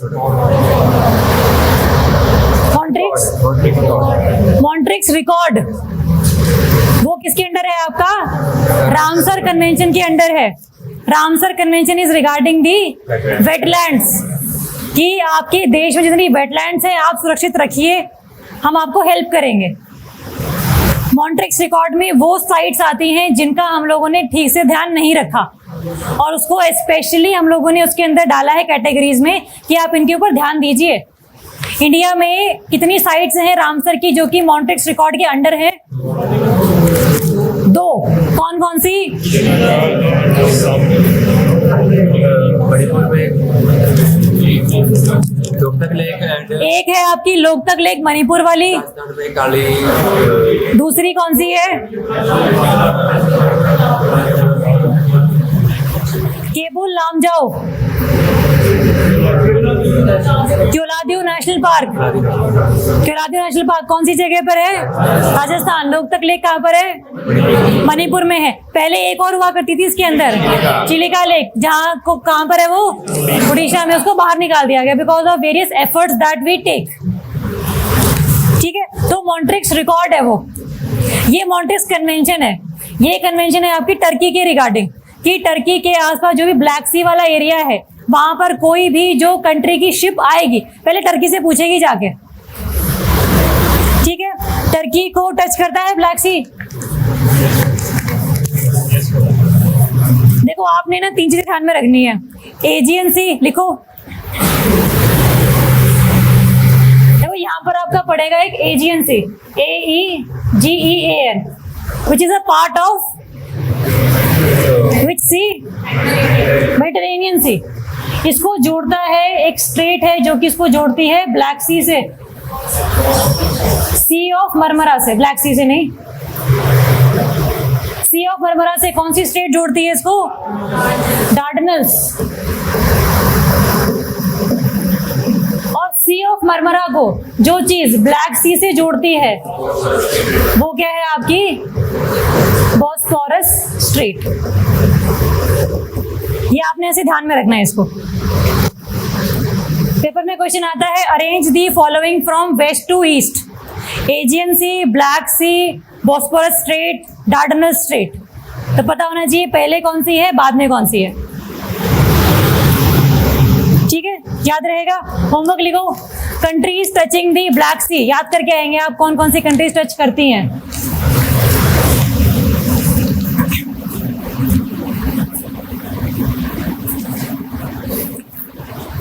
चलो नेक्स्ट क्वेश्चन आ जाओ। तो इसका आंसर क्या है आपका? D, international convention on the naval passage, कि कौन कौन सी जगहों से सॉरी जो शिप्स हैं वो गुजर सकती हैं। परमिशन लेनी पड़ेगी फिर टर्की से। हाँ जी, अच्छा ये रहा, option D is the answer. तो दोनों अलग अलग हैं, मॉन्ट्रिक्स रिकॉर्ड्स अलग होंगे, मॉन्ट्रिक्स कन्वेंशन अलग हुई, कंफ्यूज नहीं होंगे। नेक्स्ट आ जाओ। With reference to UNEA, United Nations environment assembly, consider the following statements.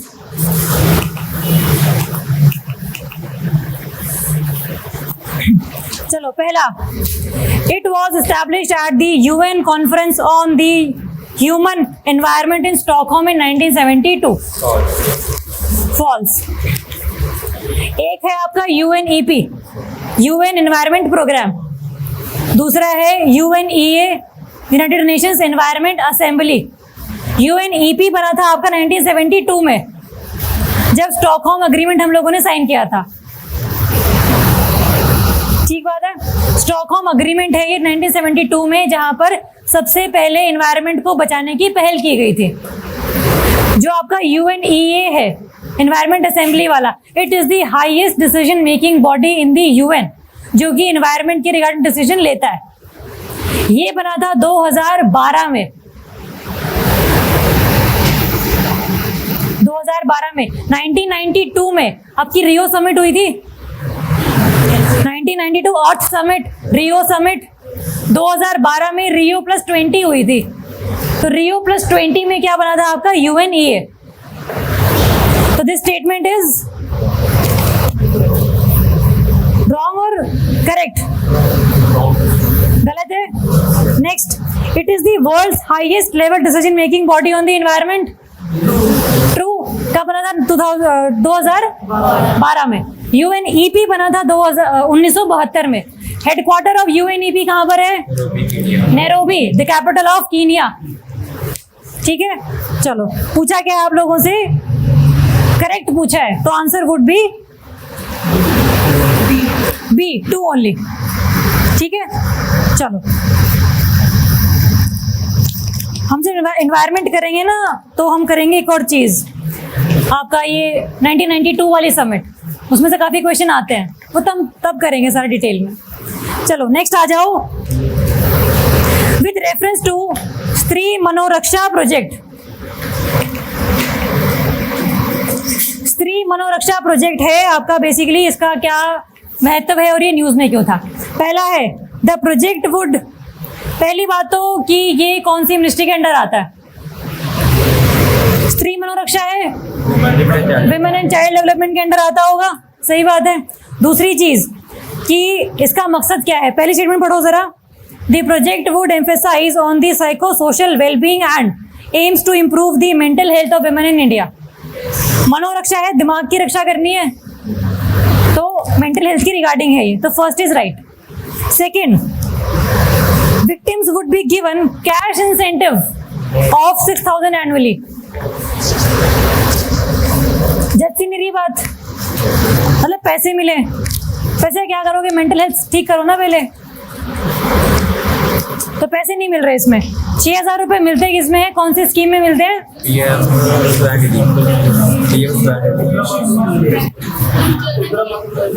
मातृ वंदना योजना में 5 मिलते थे, 6 नहीं मिलते। हाँ जी, राजस्थान में 6 है, वर्ल्ड नेशनल लेवल पर हमारे यहाँ पर 5 ही है, क्योंकि जो हेल्थ है ना वो स्टेट लिस्ट में आता है, तो स्टेट अपने हिसाब से पॉलिसीज बना सकती है। हाँ, जननी सुरक्षा मिला तो 1 हो जाता है, 6 मिल जाते हैं टोटल। हाँ, जननी सुरक्षा अगर काउंट कर लो तो 6 मिल जाते हैं, लेकिन अगर पेपर में क्वेश्चन आए कि cash incentive of how many rupees, how much rupees under the PM मातृ वंदना योजना, तो क्या आएगा आंसर? 5,000। चलो, तो पहली सही, दूसरी गलत है। इसमें क्या है ना, 6,000 पैसे नहीं दिए जाएंगे, इसमें हम क्या करेंगे, डिफरेंट सेंटर्स बनाएंगे विमेन के लिए, जिनको हम क्या कहते हैं, one stop centres. One stop centres, सखी स्कीम पढ़ी होगी आप लोगों ने। सखी स्कीम का दूसरा नाम ही आपका वन स्टॉप सेंटर स्कीम है, जहां पर एक ऐसे सेंटर्स बनाए गए हैं जहां पर विमेन को हर तरीके की जानकारी दी जाती है, चाहे वो परेशान है, डोमेस्टिक वायलेंस का शिकार हुई है, सब चीजों का जो देखभाल है वो वहां पर किया जाता है। कोई आपको लॉयर हायर करना है तो वहां पर मिलता है, आपको FIR कैसे लॉन्च करवानी है, सब जो इन्फॉर्मेशन है वो आपको यहाँ मिल जाती है। तो आंसर वुड बी 1 ओनली। पूछा क्या है, करेक्ट पूछा है, 1 ओनली। चलो नेक्स्ट आ जाओ। Which organisation releases the global environment outlook report? बताओ फटाफट, चारों में से। UNEP। और ये न्यूज में UNEP रहा है क्योंकि इसकी हम लोगों ने भी कौन सी एनिवर्सरी मनाई है? अभी बता के UNEP किस साल में बना था? 72 में बना था। 2022 चल रहा है, 50वीं एनिवर्सरी है इसकी, इसलिए जो भी रिपोर्ट से पब्लिश करेगा इंपॉर्टेंट है, चाहे वो ये वाली हो एनवायरमेंट आउटलुक रिपोर्ट हो, चाहे एमिशन गैप रिपोर्ट हो, ये भी UNEP ही रिलीज करता है। हेल्दी प्लैनेट इंडेक्स भी यही रिलीज करता है। चलो नेक्स्ट आ जाओ। Which of the following languages are given classical status and also included in the 8th schedule of the Indian Constitution? बताओ जरा। 1 2 3 संस्कृत। क्वेश्चन पढ़ो ध्यान से। हाँ, क्लासिकल पूछा है और जो 8th शेड्यूल में भी है, दोनों पूछी है। सॉरी। अगर मैं आप लोगों से पूछूं कि इंडिया में क्लासिकल लैंग्वेजेस कितनी है, कौन कौन सी?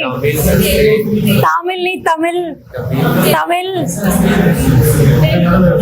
तमिल, तेलुगु, कन्नड़, मलयालम, चारों तो आप द्रविडियन याद कर लो, और संस्कृत और ओडिया। ओडिसी डांस है, ओडिया लैंग्वेज है।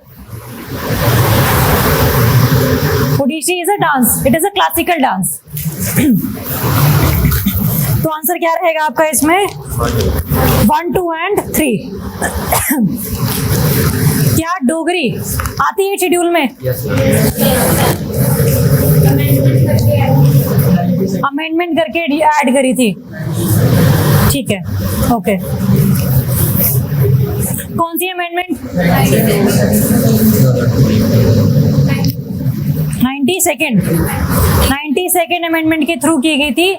बोडो, डोगरी, मैथिली, संथाली, ये इंपॉर्टेंट है अमेंडमेंट। संथाली न्यूज में थी क्योंकि हम लोगों ने अभी इसी लैंग्वेज में अपना जो कॉन्स्टिट्यूशन है वो ट्रांसलेट करवाया अपना। Santhali is a scheduled language. चलो नेक्स्ट आ जाओ। Recently seen in news, protocol on inland water transit and trade is signed between India and which country? Answer. Bangladesh. Answer.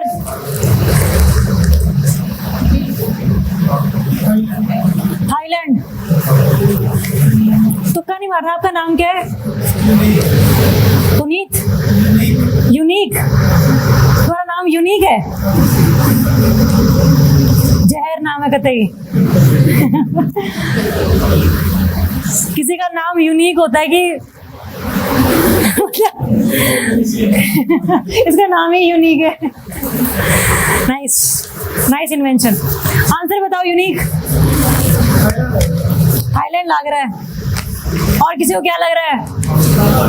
Answer Bangladesh है। Option B is the answer. Inland water जो है mainly Bangladesh के साथ हम लोग sign करते हैं क्योंकि बांग्लादेश इंडिया के बीच में कम से कम 50 नदियां ऐसी हैं जो कि फ्लो करती हैं इंडिया से बांग्लादेश में जाती है।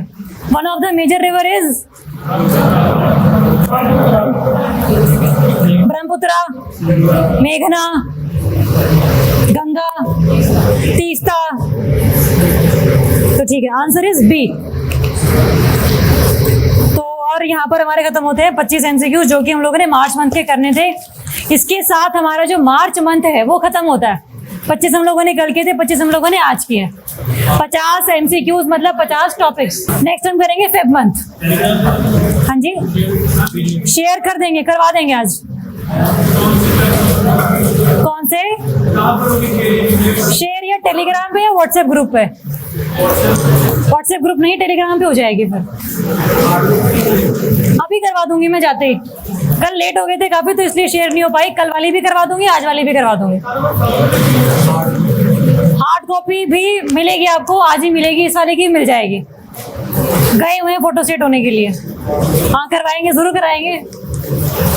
चलो, किसी को कोई डाउट क्लास में? पक्की बात है, मार्च मंथ कंप्लीट होता है, इसको रिवाइज करना, होमवर्क जो दिया हुआ है करके आना। कल मैं पूछूंगी दोबारा से और कल शुरू करेंगे फेब मंथ। कल मिलेंगे 11 बजे। Tata bye bye.